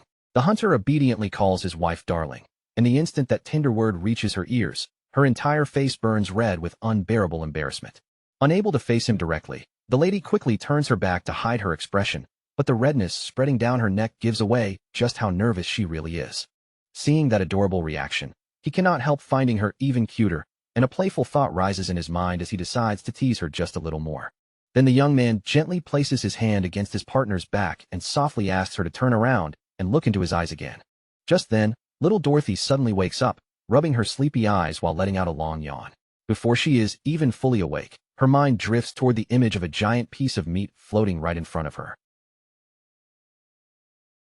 The little girl begins drooling from hunger as she imagines that delicious meal, and her stomach lets out a loud rumble. In the next moment, she drops onto the wooden floor and starts crawling quickly toward the couple. Right after that, their daughter rushes excitedly into her parents' arms, calling out to her brand new family with all the joy her tiny body can hold. The two adults are startled by the child's sudden burst of energy, but when they see how lively she is so early in the morning, warmth immediately fills their faces. But Dorothy's real attention is on the fresh meat nearby, and the moment she sees the feast laid out on the table, her eyes sparkle with pure happiness. Without hesitation, the little one tries to climb up onto a large wooden bucket, while her parents stand nearby watching her effort with gentle smiles. The protagonist suddenly bursts into laughter when he hears his daughter shouting for food at the top of her lungs, as if breakfast were the most urgent matter in the world. With her tiny legs kicking in the air, the girl struggles to reach the bottom of the container, desperately searching for a snack. Seeing that huge appetite, the hunter silently decides that he will work hard at hunting, so this home will never lack food again. Soon after, he walks through the thick forest with his axe in hand, feeling prepared to face even the fiercest wolf that might come charging at him. This time, the young man carries a far more reliable weapon, and his heart is firmly set on bringing back enough food to support his family. But all of a sudden, the atmosphere shifts, and the protagonist senses a strange presence hiding somewhere among the dark, crowded trees. He stops in place, his body growing tense, as he realizes the air around him has become heavy, suffocating, and strangely frightening. In that instant, the hunter wonders what kind of monstrous creature might appear this time, and whether it has come to test his strength once again. Then footsteps begin echoing through the shadowy forest, slow and deliberate, as a mysterious figure gradually approaches the protagonist. Confused and on guard, the hero breaks into a cold sweat, trying to understand who would be wandering around in such a remote place. At that moment, an old man wearing a hood steps out from the shadows, and the big guy immediately tightens his grip around the handle of his axe just in case. Beneath that dark hood, the stranger's gaze is stern and sharp, and he studies the young man in silence as if measuring every detail about him. Facing him directly, the young man cannot help wondering who this mysterious old man could be, and why he has appeared in front of him so suddenly.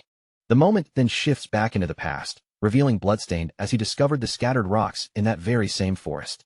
Standing at the spot, the elderly man carefully examines the enormous tracks on the ground and concludes that a giant beast must have passed through recently. He recalls watching the cabin for several days, and from what he observed, the new resident living there did not even seem to know how to hold a weapon properly.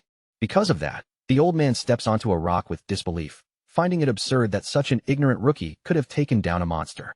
The gentleman shakes his head with a faint smile, knowing that even a seasoned hunter would struggle to survive if forced to face that kind of beast alone. Then his expression changes sharply, and he turns his head as a strange feeling tells him that something about this entire situation is deeply wrong.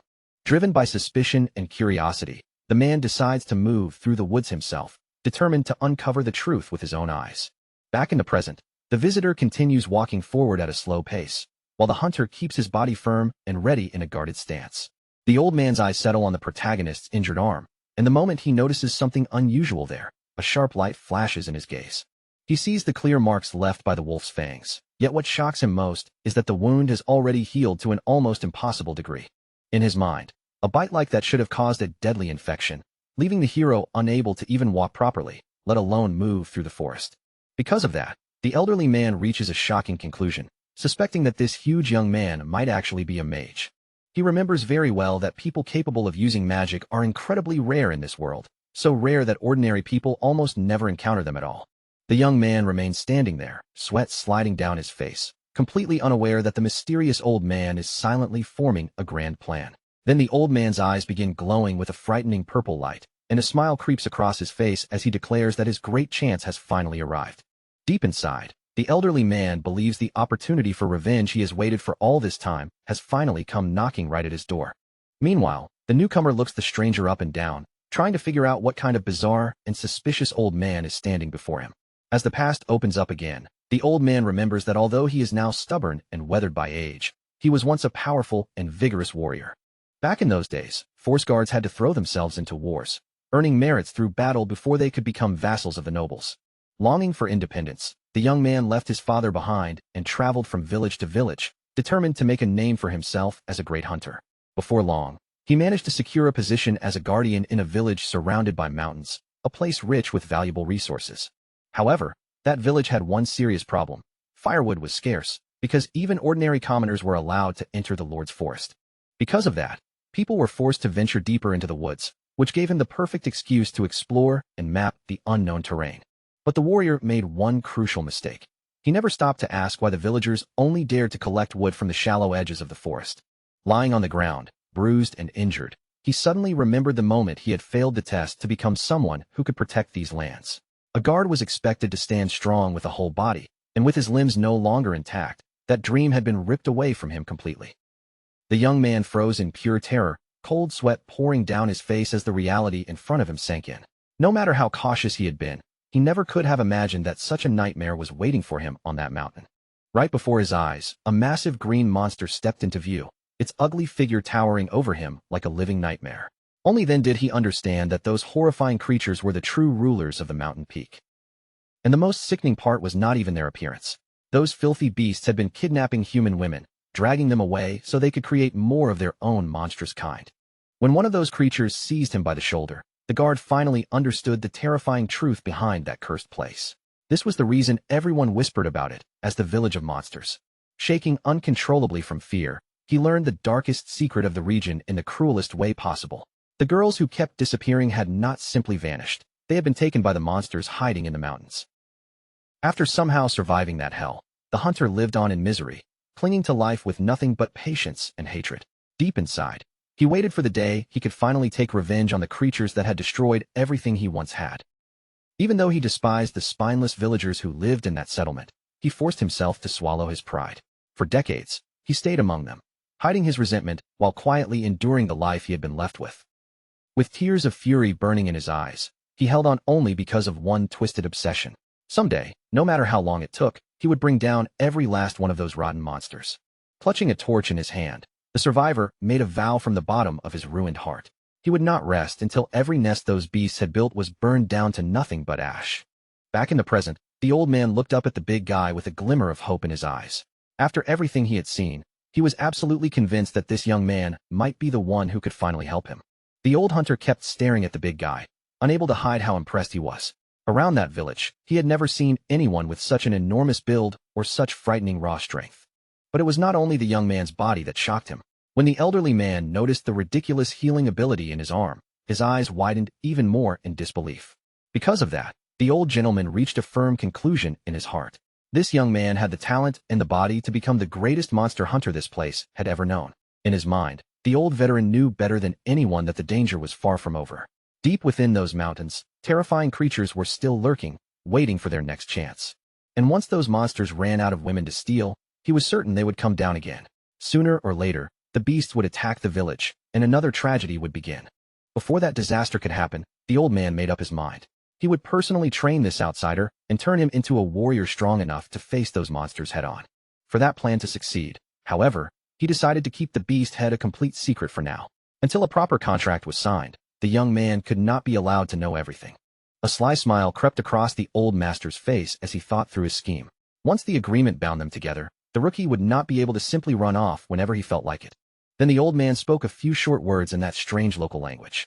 The hero, not fully understanding him, still lowered his head politely and answered with a respectful bow. Watching him carefully, the seasoned warrior noticed one important detail. Even while bowing, the young man had not truly dropped his guard, and his weight remained shifted slightly backward, ready to react. At that moment, the old gentleman made his decision clear. From that day forward, he would pass down everything he knew about hunting to this new apprentice standing before him. The veteran confidently assured him that he would become an outstanding hunter one day.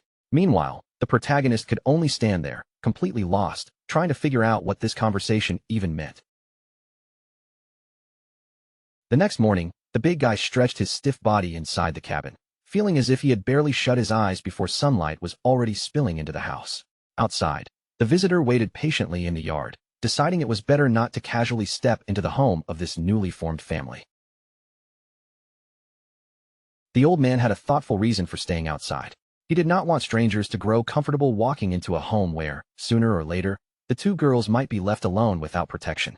Surprised by such an early visit, the man of the house carefully peeked through the wooden door and spotted the hooded old gentleman standing out in the yard.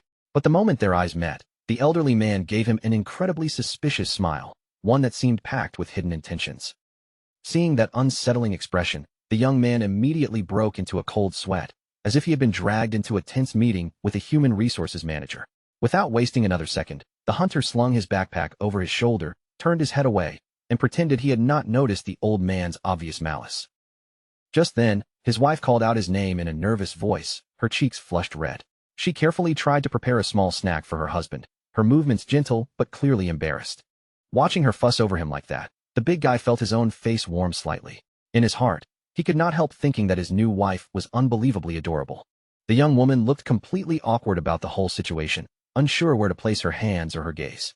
Beside her, the little girl simply stared in silence, watching everything with innocent curiosity. Then, without warning, the blonde-haired child suddenly dashed across the wooden floor of the cabin in a hurry.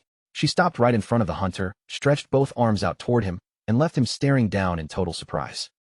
With a bright little smile, the girl handed the cute lunchbox up to the young man.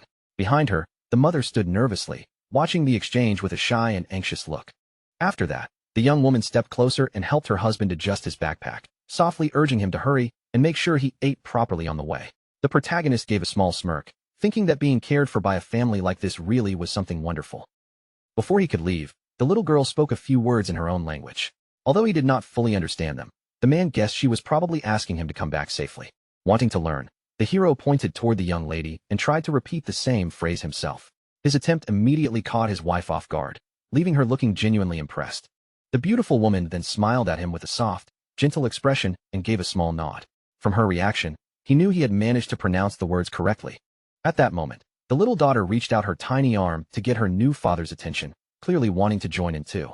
She repeated the same phrase in her sweet little voice, asking him to return safely, and the young man was completely charmed by how cute she was. Filled with warmth and happiness, the hunter raised his hand and waved back at the little girl. With a bright expression, he promised that he would come home soon, safe and sound. The mother and daughter continued waving excitedly from the cabin, sending off the protector of their small family, with bright faces and hopeful voices. But the moment he turned and faced the mysterious old man waiting outside, the big guy's expression immediately sank. In his heart, he realized he absolutely did not want to leave home right now. Still, even though every part of him resisted, the hero let out a heavy sigh and accepted his fate. If he wanted this family to survive, he knew he had no choice but to go hunt. And so, the two of them set off into the dense forest, walking for what felt like an endless stretch of time. As the trees crowded around them, the young man began wondering just how long they had already been moving. Before long, the young hunter was completely worn out, his legs heavy from the long hike. He could not help questioning what the old geezer was so determined to show him that they had to walk this far into the woods. Suddenly, the experienced guide came to an abrupt stop in the middle of the path. The rookie behind him paused as well, confused by the sudden silence and unsure why they had stopped there. Then the elderly man lightly tapped his foot against the dirt beneath them. Seeing that gesture, the protagonist wondered if the old man was telling him to look down at the ground. After that brief pause, the mysterious hooded gentleman continued forward through the thick forest. He set the pace without explanation, forcing the young man to follow closely behind. As he walked after the old man, the protagonist began to notice something strange. The more carefully he watched the older man's steps, the more confused he became. The footprints the elderly man left behind in the dirt did not look normal at all. Their shape was oddly distorted, almost bizarre enough to make the young man question what kind of movement had created them. Intrigued by what he was seeing, the young man started wondering if this was some hidden martial arts technique. Maybe the strange footprints were not an accident, but a secret method only hunters knew. With that thought in mind, the hero decided there was only one way to figure it out. If he wanted to learn the trick, he would have to watch the master carefully and imitate every single movement. Right after noticing the strange footprints, the big guy shifted his stance and adjusted his balance. With a serious look on his face, he began copying the old man's movements, trying to reproduce that mysterious walking technique step by step. The experienced hunter glanced back over his shoulder and saw his new apprentice struggling to imitate him. A faint smirk appeared on the old man's face, as if he was quietly amused but also a little pleased by the young man's effort. Like that, the two of them continued their long journey deeper into the thick woods. Sunlight slipped through the gaps between the branches, scattering bright patches across the forest path as they moved forward. During the trip, the old gentleman paused beside a tree and placed his hand against its trunk. In his own way, he began teaching the young man that every mountain had its own unique species, and each forest carried different signs for a hunter to read. The old man also helped him understand the land beneath their feet more clearly. Instead of simply talking, he made the young man draw the terrain directly into the dirt, using the ground itself like a rough map. Meanwhile, back at the cabin, the hero's wife was in a completely different kind of danger. 3 men from the village surrounded her, their faces twisted with cruel, threatening expressions. Without even giving her a chance to react, a cowardly blond man suddenly swung his hand and struck the young woman across the face. He coldly accused her of stepping out of line, as if violence against her was nothing at all. The blow landed with brutal force, sending her fragile body flying off balance. In the next instant, she crashed hard onto the wooden floor, the sound of impact filling the cabin. Pain shot through her body as she struggled to catch her breath, panting desperately while trying to push herself up from the floor. But when she turned her head, her blood ran cold. Her little daughter was hiding in the dark corner, watching everything. The moment the mother saw the fear frozen on the child's face, her heart seemed to stop. More than her own pain, she was terrified that something even worse might happen to her little girl. Even though her body was trembling from dread, the protagonist's partner forced herself to move. Her first instinct was not to protect herself, but to somehow shield her little daughter from those men.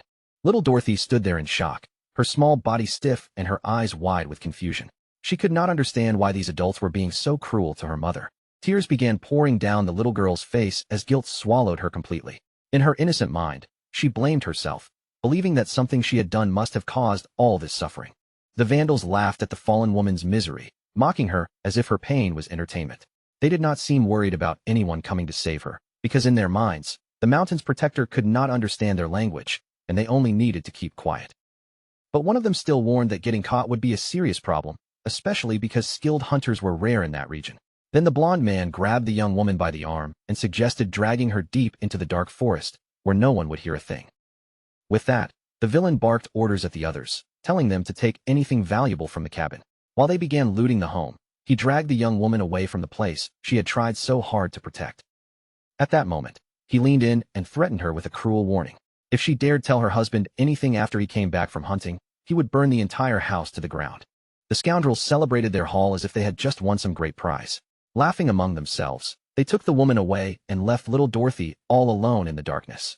Still hiding in the corner, the little girl trembled so badly she could barely move. She understood only one thing. Her mother had been taken away, and something terrible was about to happen. Unable to hold it in any longer, the little one broke down crying. Through her tears, she wondered if the only person who had ever truly cared for her would ever be able to come back. Far away from the cabin, the big guy sat resting on a massive rock after the long walk. Nearby, the veteran hunter watched him with a calm and composed expression, as if nothing in the world could shake him. Then the old master reached into his leather bag, clearly searching for something important. The young man noticed the movement right away and looked over with curiosity in his eyes. With slow, steady hands, the elderly man pulled out a small wooden object. Seeing it, the hero could not help wondering what the master was planning to do next. At that moment, the old man finally allowed his apprentice to take a proper break. He signaled for the young man to eat the snack he had brought with him in his backpack. A huge smile spread across the young man's face as he opened the package. The moment he saw it, he remembered how much care his little daughter had put into preparing that meal for him. He gazed down at the lunchbox with pure joy, his heart feeling unexpectedly full. In that moment, he truly felt like the luckiest man alive for having such a sweet family waiting for him. Then the scent of the meat and fried egg drifted up from the box, immediately awakening his hunger. The warm smell of home-cooked food made him praise the wonderful aroma with sincere excitement. But unexpectedly, the elderly man reacted at once, giving him a sharp warning sign. For safety, he ordered the young man to close the food box immediately before the smell spread any farther. The hero froze in confusion, completely unable to understand why he was being scolded all of a sudden. He looked at the old man, wondering what mistake he had possibly made. The veteran then explained the reason with a serious expression. The smell of prepared food could attract dangerous beasts, and some of them could sense that scent from a frightening distance away. Hearing that, the protagonist's excitement instantly faded. He looked down at the food with disappointment, realizing this might have been his only chance to enjoy the meal his family had given him. Soon after, they arrived in front of a simple wooden cabin standing quietly in the forest. The master pointed it out and declared that this place would become the young man's new home. The elderly man then picked up a bow with an unusually strange shape. The young man stared at it closely, unable to hide how weird the weapon looked to him. As he examined it, the hero thought back to the hunting weapons he was familiar with. In his mind, bows were supposed to have a much more curved shape than this. Looking at the straight wooden object in front of him, the big guy became even more puzzled. He could not figure out how anyone was supposed to shoot properly with something like that. The mysterious gentleman spoke a few words in his own language, then handed the bow over to his young apprentice. The hero carefully took it, still uncertain about how the weapon was meant to be used. After that, the master turned his back and walked out across the grass, leaving the rookie holding the strange bow. The young man watched him go, silently doubting whether shooting with it was even possible. The veteran then got himself ready, taking position with the calm confidence of someone who had done this countless times before. Watching him, the protagonist realized that pulling this bow must require an enormous amount of strength. Right after that, the old man raised the weapon with firm, steady hands. He drew the string back with the arrow aimed upward, his posture controlled and unshaken. Even while pulling back something that clearly looked incredibly heavy, the experienced hunter did not flinch at all. For a moment, he seemed so still and focused that it felt like time had stopped around him. Without any warning, the arrow shot forward, slicing through the air at terrifying speed. In the blink of an eye, it flew straight toward a large tree trunk. The impact was so powerful that it startled the young man on the spot. The wooden arrow buried itself deep into the bark, sending splinters bursting out in every direction. Amazed by what he had just witnessed, the young man finally began to understand how that exotic weapon was supposed to be used. Filled with determination, the family man copied the master's stance and prepared to fire with everything he had. The little old man stepped closer and began correcting the newcomer's arm, adjusting his posture so the shot would come out properly. But when he saw the hero holding the 10th string without even a single muscle trembling, the master was completely stunned. With an intensely serious expression, the hunter fixed his eyes on the target in front of him. Everything else around him seemed to fade away as he focused only on making the shot. From that point on, he began carefully memorizing every unfamiliar word the master taught him and every movement his body needed to learn. Bit by bit, he was building the foundation to become a real hunter. The protagonist silently promised himself that he would train with everything he had. He wanted enough strength to solve his own problems without always having to depend on someone else. More than anything, his greatest wish now was simple and powerful. He wanted to become a man strong enough to support his wife and little daughter no matter what happened. Far away, in the quiet cabin, a cute little voice sang softly about the blue sky and Reggie's beautiful hair. Little Dorothy lay in bed, happily singing about the hero's dark hair and the delicious meat he had given her. Little Dorothy felt so satisfied that she rested there with a blissful look on her face. In her childish imagination, the meat was still growing inside her cute little tummy, keeping her warm and full. Just then, the little blonde girl noticed her mother working quietly in the corner of the humble cabin. But what caught her attention most was the woman's soft, happy laughter, a sound that seemed brighter and warmer than before. As Dorothy watched her, she could not help thinking that her mother had been smiling much more often ever since the great hunter arrived. It had not been long since he entered their lives, yet the whole house already felt less lonely. Every time the little girl heard her protector laugh, a gentle warmth spread through her chest. To her, that sound made the cabin feel safe, almost as if the darkness around them had finally started to fade. But even while enjoying that happiness, the child's thoughts quickly drifted back to food. She was already waiting for the moment her little tummy would shrink again so she could eat more of that delicious feast. Lying there beneath the night sky, Dorothy looked toward the stars and began wondering about the hero who had suddenly become part of their lives. She still did not fully understand who he really was. Dorothy knew one thing very clearly. The man and the beautiful lady were not her real parents by blood. That truth lingered in her small heart and made her grow quiet with thought. Then, without warning, an old fear rose up inside her. She became afraid that one day, she might be abandoned again, just like she had been hurt and thrown aside in the past. Her little mind began asking painful questions. What if the big guy only took his wife away with him, leaving behind a useless child who could not help anyone? As that fear grew stronger, tears slowly gathered in her large yellow eyes. Just imagining herself being forgotten by her new family made her chest ache. Suddenly, a strange glow caught the little blonde's attention and pulled her out of those sad thoughts. In an instant, her eyes widened, and she became fully alert. Only then did she realize that she was alone in bed. Looking around the dark room, she wondered where her mother could have gone so late at night. At that moment, the cruel voice of her former father echoed in her memory. Once again, she heard him calling her useless, all because she had not been born as a strong boy. He had always complained that she was nothing more than a burden who wasted food. Remembering those hateful words, the little girl trembled with fear, her small body shrinking from the pain of the past. But Dorothy quickly forced herself to move. She ran through the house in a hurry, determined to protect the meat bucket before anyone could come and take the food away. After checking the container, she finally let out a relieved breath when she saw that the food was still safe. Even so, she did not stop there and kept searching for her protector. Suddenly, a commanding shout rang out from outside the cabin. The sound frightened the child so badly that she whipped her head around in panic. The little blonde froze in place, completely paralyzed by shock. A frightened whimper slipped from her mouth as she realized that something was very wrong. Staying hidden, the girl carefully peeked through a crack in the wooden wall. Outside in the yard, she saw 3 men with cruel faces standing there like predators. Dorothy recognized those cowards immediately. They were the same men who used to beat her late father and bring endless suffering into the old house. Hidden behind the rocks, little Dorothy trembled uncontrollably. Her eyes stayed fixed on the woman, terrified that something terrible was about to happen to her. Meanwhile, the 3 debt collectors surrounded the lady outside the cabin. With harsh voices and ugly expressions, they brutally accused her of stealing their meat. The woman cried as she desperately tried to explain that her husband was the one who had hunted the animal. But the large blonde man only laughed in her face, mocking every word she said. Soon, another man shouted at her, claiming that her husband had already passed away. Then he accused her of being an ungrateful thief, as if her pain meant nothing to them. Even with tears streaming down her face, the young woman kept denying their accusations. But the thugs ignored her completely and decided to barge into the house to search it themselves. Without showing even the slightest trace of pity, one of the aggressors shoved the girl violently to the ground. As she fell, he snapped at her to shut up immediately. The moment they stepped into the dark shack, the trio came face to face with the enormous wolf pelt displayed inside the living room. The sight stopped them in their tracks. Completely stunned, they slowly moved closer to it, almost unable to believe what was right in front of them. Their eyes widened as they took in the size and quality of the pelt. The leader's eyes began to shine with greed as he reached out and stroked the fur. In that instant, he realized they had stumbled onto something far more valuable than they expected. Excitement quickly took over the room. The henchmen spread out and began rummaging through every corner of the place, searching greedily for anything else worth taking.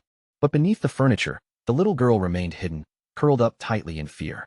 She could hear the invaders' footsteps passing dangerously close to where she was hiding. At that moment, panic surged through Dorothy's small body. She finally understood what those cruel men really wanted, and the truth made her even more terrified. Desperate to stop them, the mother rushed back inside and threw herself in front of the wolf pelt. With her body blocking the treasure, she refused to let them touch it. Through her tears, she raised her voice and warned them clearly that this valuable item belonged to them. Even frightened, she tried to stand firm and protect what her husband had brought home. But the tension became too much for little Dorothy to endure. Crying desperately in the corner, she finally broke down, then ran out of the house while shouting for Joe and begging him to come help as fast as he could. Suddenly, a bubble-like spell revealed a horrifying sight. Inside it appeared the agonizing scene of the henchmen dragging both of them through the woods. While all of this chaos unfolded back near the cabin, the protagonist was still walking calmly through the dark forest. Then the mysterious gentleman beside him raised his finger and pointed backward, trying to draw his attention. But the young man did not understand what was happening. Instead, he simply bowed politely to the old man and thanked him for all the help and guidance he had received that day. Then, all of a sudden, a cry rang out from far away. The protagonist froze in shock the moment he recognized it as the little girl's voice. His face immediately turned toward the direction of the cabin. A terrible feeling rose in his chest as he sensed that something very bad was happening at home. Fear gripped him as he thought about Dorothy's cry. His little girl would never scream like that unless something truly serious had happened. The next instant, the big guy broke into a desperate run through the forest. Branches and shadows rushed past him as he raced back, terrified for the safety of his family. When he finally arrived, the scene in front of him made his blood boil.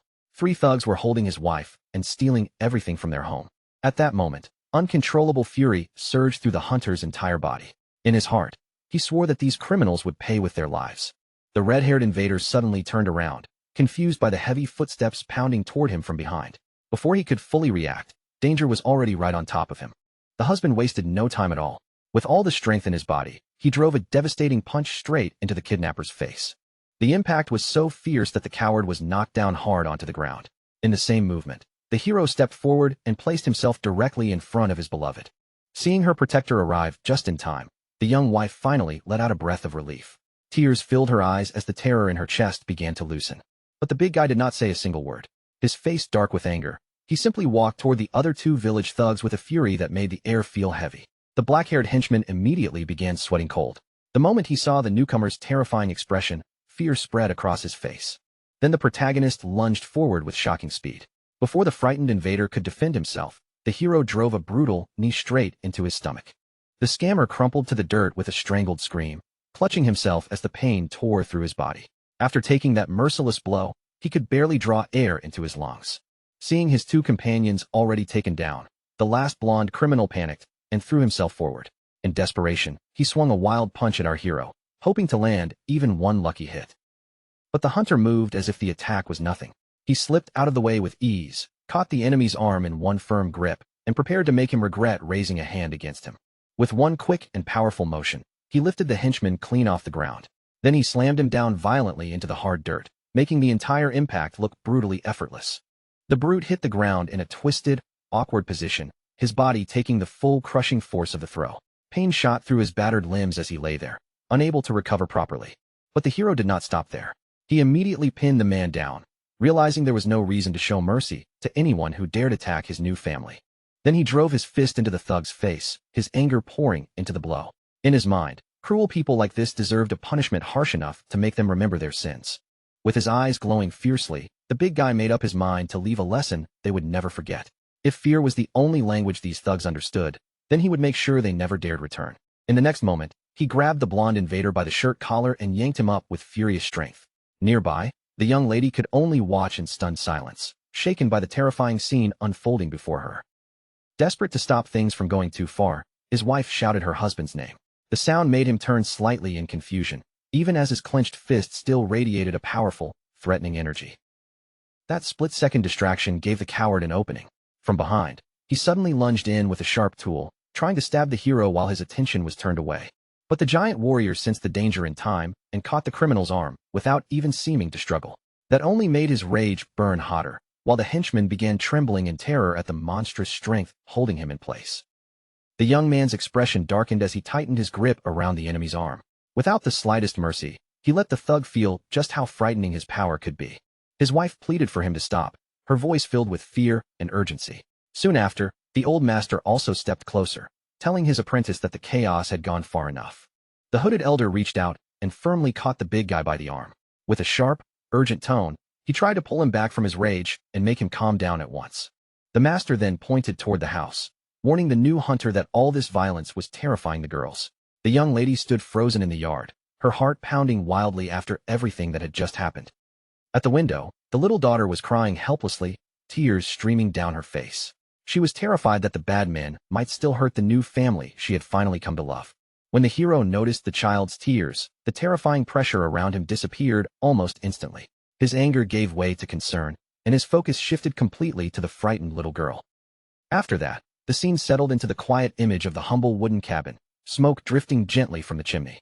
The danger had passed, and the heavy tension around the home had finally begun to calm. The girl thought about how sweet and gentle her husband had always been with them. Yet after watching him fight, she was shocked to realize that the same man could also become frighteningly lethal when pushed too far.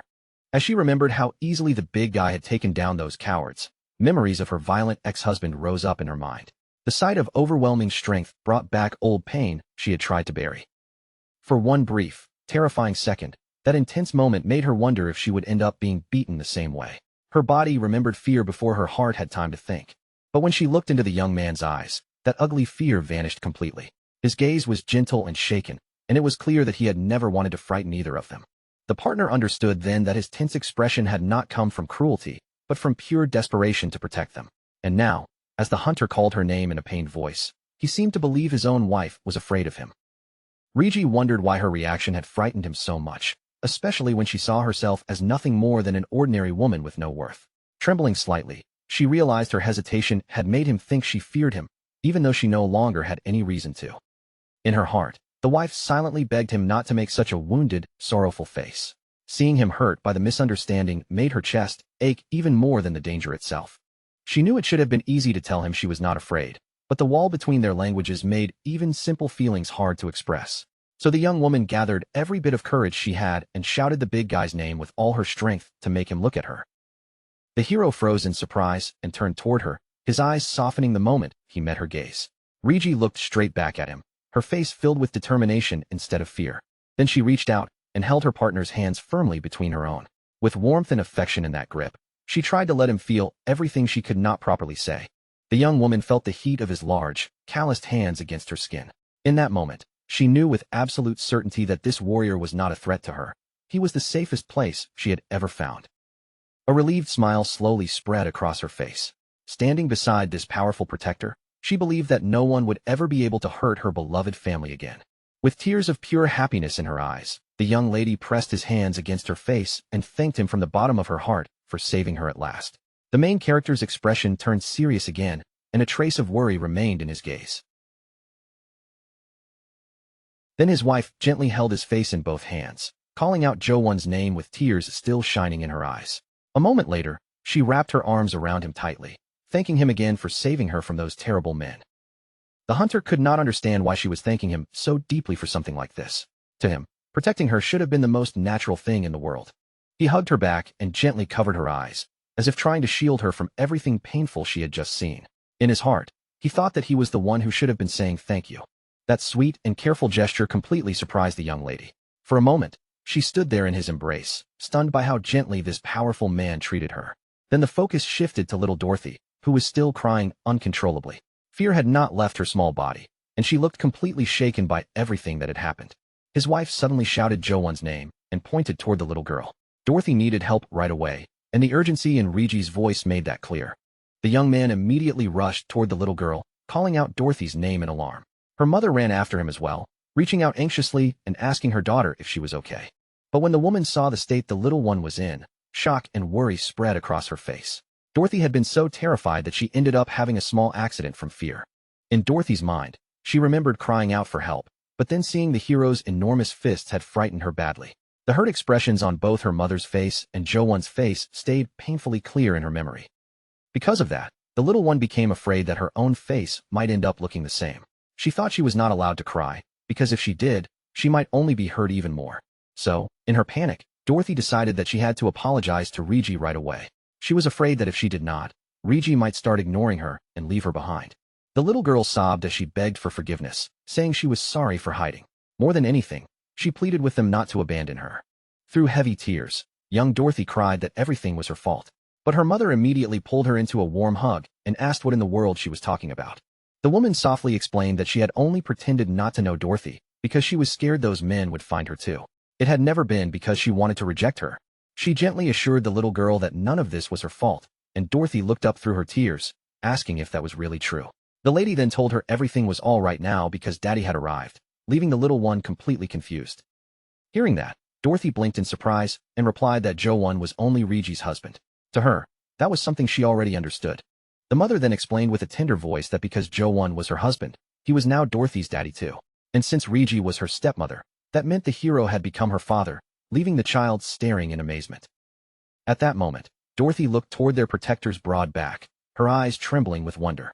In her small heart, she quietly asked herself if Jo-won really was her daddy now. The little girl tilted her head from one side to the other, still trying to understand what her mother meant. Seeing Dorothy's confused face, her mother gently confirmed it for her. The woman reached out and softly rubbed Dorothy's head, her touch warm and reassuring. In a gentle voice, she told her that this new dad was different from the people who had hurt them before, and that he would protect them. Only then did Dorothy slowly realize what had happened. Jo-won had fought those terrible men because she had cried out for help, and he had truly come to save her. With that thought in their hearts, the mother and daughter stood together by the cabin window. Side by side, they looked outside and quietly watched the hunter standing there. Then Dorothy pulled in a deep breath, as if gathering every bit of courage in her tiny body. With all her strength, she shouted toward him, calling him Daddy. In her mind, she thought about how huge her new dad was. His body was enormous, his hands were giant, and even his feet looked powerful enough to crush anything that threatened them. The little girl could no longer hold herself back and ran outside with excitement filling her chest. As she dashed forward, She thought about how her new dad was incredibly strong and could keep her safe from anything. She also remembered how kind he had been to her. He had given her a name, treated her like someone important, and even gave her a full plate of food to eat. The more she thought about it, the happier she became. The person who had given her a name, warmth, and food was now her new dad, and that realization made her heart overflow. When the big guy heard that sudden shout, he stopped and turned around right away. His eyes moved toward the sound, trying to understand what was happening. Reflected in his gaze was little Dorothy, running toward him with the brightest smile on her face. Her small body rushed forward with pure joy, as if all her fear had finally been washed away. Seeing her coming, the young man softened immediately and opened his arms wide. Without needing to understand every word, he welcomed the little girl running straight toward him. And just like that, he caught her in his arms and hugged her tightly against his chest. Dorothy burst into happy laughter, completely wrapped in the warmth of her new dad's embrace. The hero thought to himself that he still could not fully understand the words she was saying, but somehow, from her voice and the way she clung to him, he felt like he understood their meaning. The big guy held little Dorothy carefully in his arms, and she looked happier and safer than ever before. Then he noticed a strange, slightly funny smile on her face and wondered what had made her react like that. A moment later, the hunter realized the truth. Because she had been so frightened earlier, the little girl had ended up having another small accident. Even so, her smile was so pure and innocent that he immediately felt guilty for noticing it. She looked too relieved and happy for him to make her feel embarrassed. He quickly decided that he needed to change her clothes right away before she felt uncomfortable. At the same time, his wife came running toward them in a hurry. Soon, the new family gathered together in a warm embrace. After all the fear and chaos, that hug became a happy, touching moment that finally let everyone breathe again. But then Dorothy suddenly remembered something extremely important. Her eyes widened, and she quickly asked where all the meat they had gotten had gone. The couple looked surprised by her sudden question, but Dorothy had already turned and rushed away. She ran off urgently, shouting for the food as if it were the most important treasure in the world. She headed straight toward the bad guys who had been knocked out on the ground. Seeing her run that way, her new dad quickly called out her name in worry. But Dorothy did not even spare the fallen men a glance. She ran right past their unconscious bodies as if they did not matter at all. Her true target was not the thugs lying on the ground. What she cared about was finding the wooden bucket filled with those precious pieces of meat. Once she reached it, the little girl grabbed the heavy wooden bucket with both hands. She tried with all her strength to lift it, her small body straining from the effort. But the bucket was far too heavy for a child her size. As she struggled, the whole thing began tipping dangerously to one side. Dorothy lost her balance and fell to the ground, but even then, she refused to let the food spill. Somehow, she supported the bucket with her head, protecting the meat with everything she had. Her parents panicked the moment they saw her fall. Both of them rushed toward her desperately, calling out her name in fear. The little girl's face tightened with extreme effort as she tried to keep the precious meat from dropping. To her, letting that food fall would have been worse than getting hurt herself. Then, somehow, Dorothy actually managed to lift the bucket. Watching that tiny body force the heavy container upward, the hunter could not help being amazed by her surprising strength. He silently thought that her obsession with meat might be a little too intense. Beside him, his wife simply smiled, as if she understood Dorothy's feelings perfectly. Seeing how determined the little girl was, the big guy decided to lend a hand in his own way. He gently picked Dorothy up and placed her directly inside the wooden bucket. Then he lifted the bucket with his daughter sitting inside it, raising both her and the food together. Dorothy looked up with a joyful shout, clearly delighted by this new kind of ride. The hero could not help thinking that, for a child, becoming a hero was surprisingly simple. Sometimes, all it took was saving a bucket full of meat. Just then, his wife came over and called to him, asking him to bring the food back inside the house. After everything that had happened, she wanted their supplies safely indoors. Then she added that he should bring Dorothy inside too. The yard was still not a safe place for their little girl to be wandering around. Dorothy immediately ran toward the cabin with excitement, still shouting happily about the meat. The big guy followed after her, keeping close as they headed back inside. Once they were inside the house, the hunter finally let out a long breath of relief. After all the danger and panic, he was grateful that everything had somehow turned out okay. But when his eyes shifted back toward the knocked-out men lying on the ground outside, his expression changed completely. The warmth on his face disappeared in an instant. A dark, intense look settled over him, and anger flashed in his eyes again. The sight of those men reminded him that the threat had not truly vanished from his mind. Just then, the old master suddenly appeared beside him and placed a hand on his shoulder. The gesture was firm, meant to calm him before his rage could flare out of control again. The elder quietly advised him not to fight people anymore. Hearing that, the young man looked confused, silently questioning why he should hold back against men like them. He thought about how becoming a captive again would only create more trouble for his family. In his mind, he silently cursed those bad men by name. burning their faces into his memory. Then the hunter looked toward his wife and realized something important. He was no longer alone in this world. With a fierce look in his eyes, he promised himself that he would remember those men's faces and settle the score one day. After that, the old man pointed to the gear the thieves had left scattered on the ground. The master suggested that he take the items, since things like those were necessary for surviving in the mountains. The young man turned his gaze back toward the cabin and saw his wife and daughter waiting there safely. That simple sight steadied his heart more than anything else could. With a confident smile, he picked up the supply box and the wolf pelt. Carrying them in his arms, he stepped back into the cabin where his family was waiting. Inside the house, the hero knelt down and began organizing the new tools he had acquired. One by one, he checked the items, already thinking about how they might help him protect this home. As he worked, he thought about the family he had already lost once before. That pain had been enough for a lifetime, and he refused to let history repeat itself. With that thought in his heart, a determined smile appeared on the young man's face. From that moment on, he seemed to have found a new purpose worth fighting for. He turns his gaze toward his wife and daughter, taking in their faces for a silent moment, and in his heart, he makes an unshakable vow. No matter what danger comes next, no matter how cruel the road ahead becomes, he will protect them with everything he has.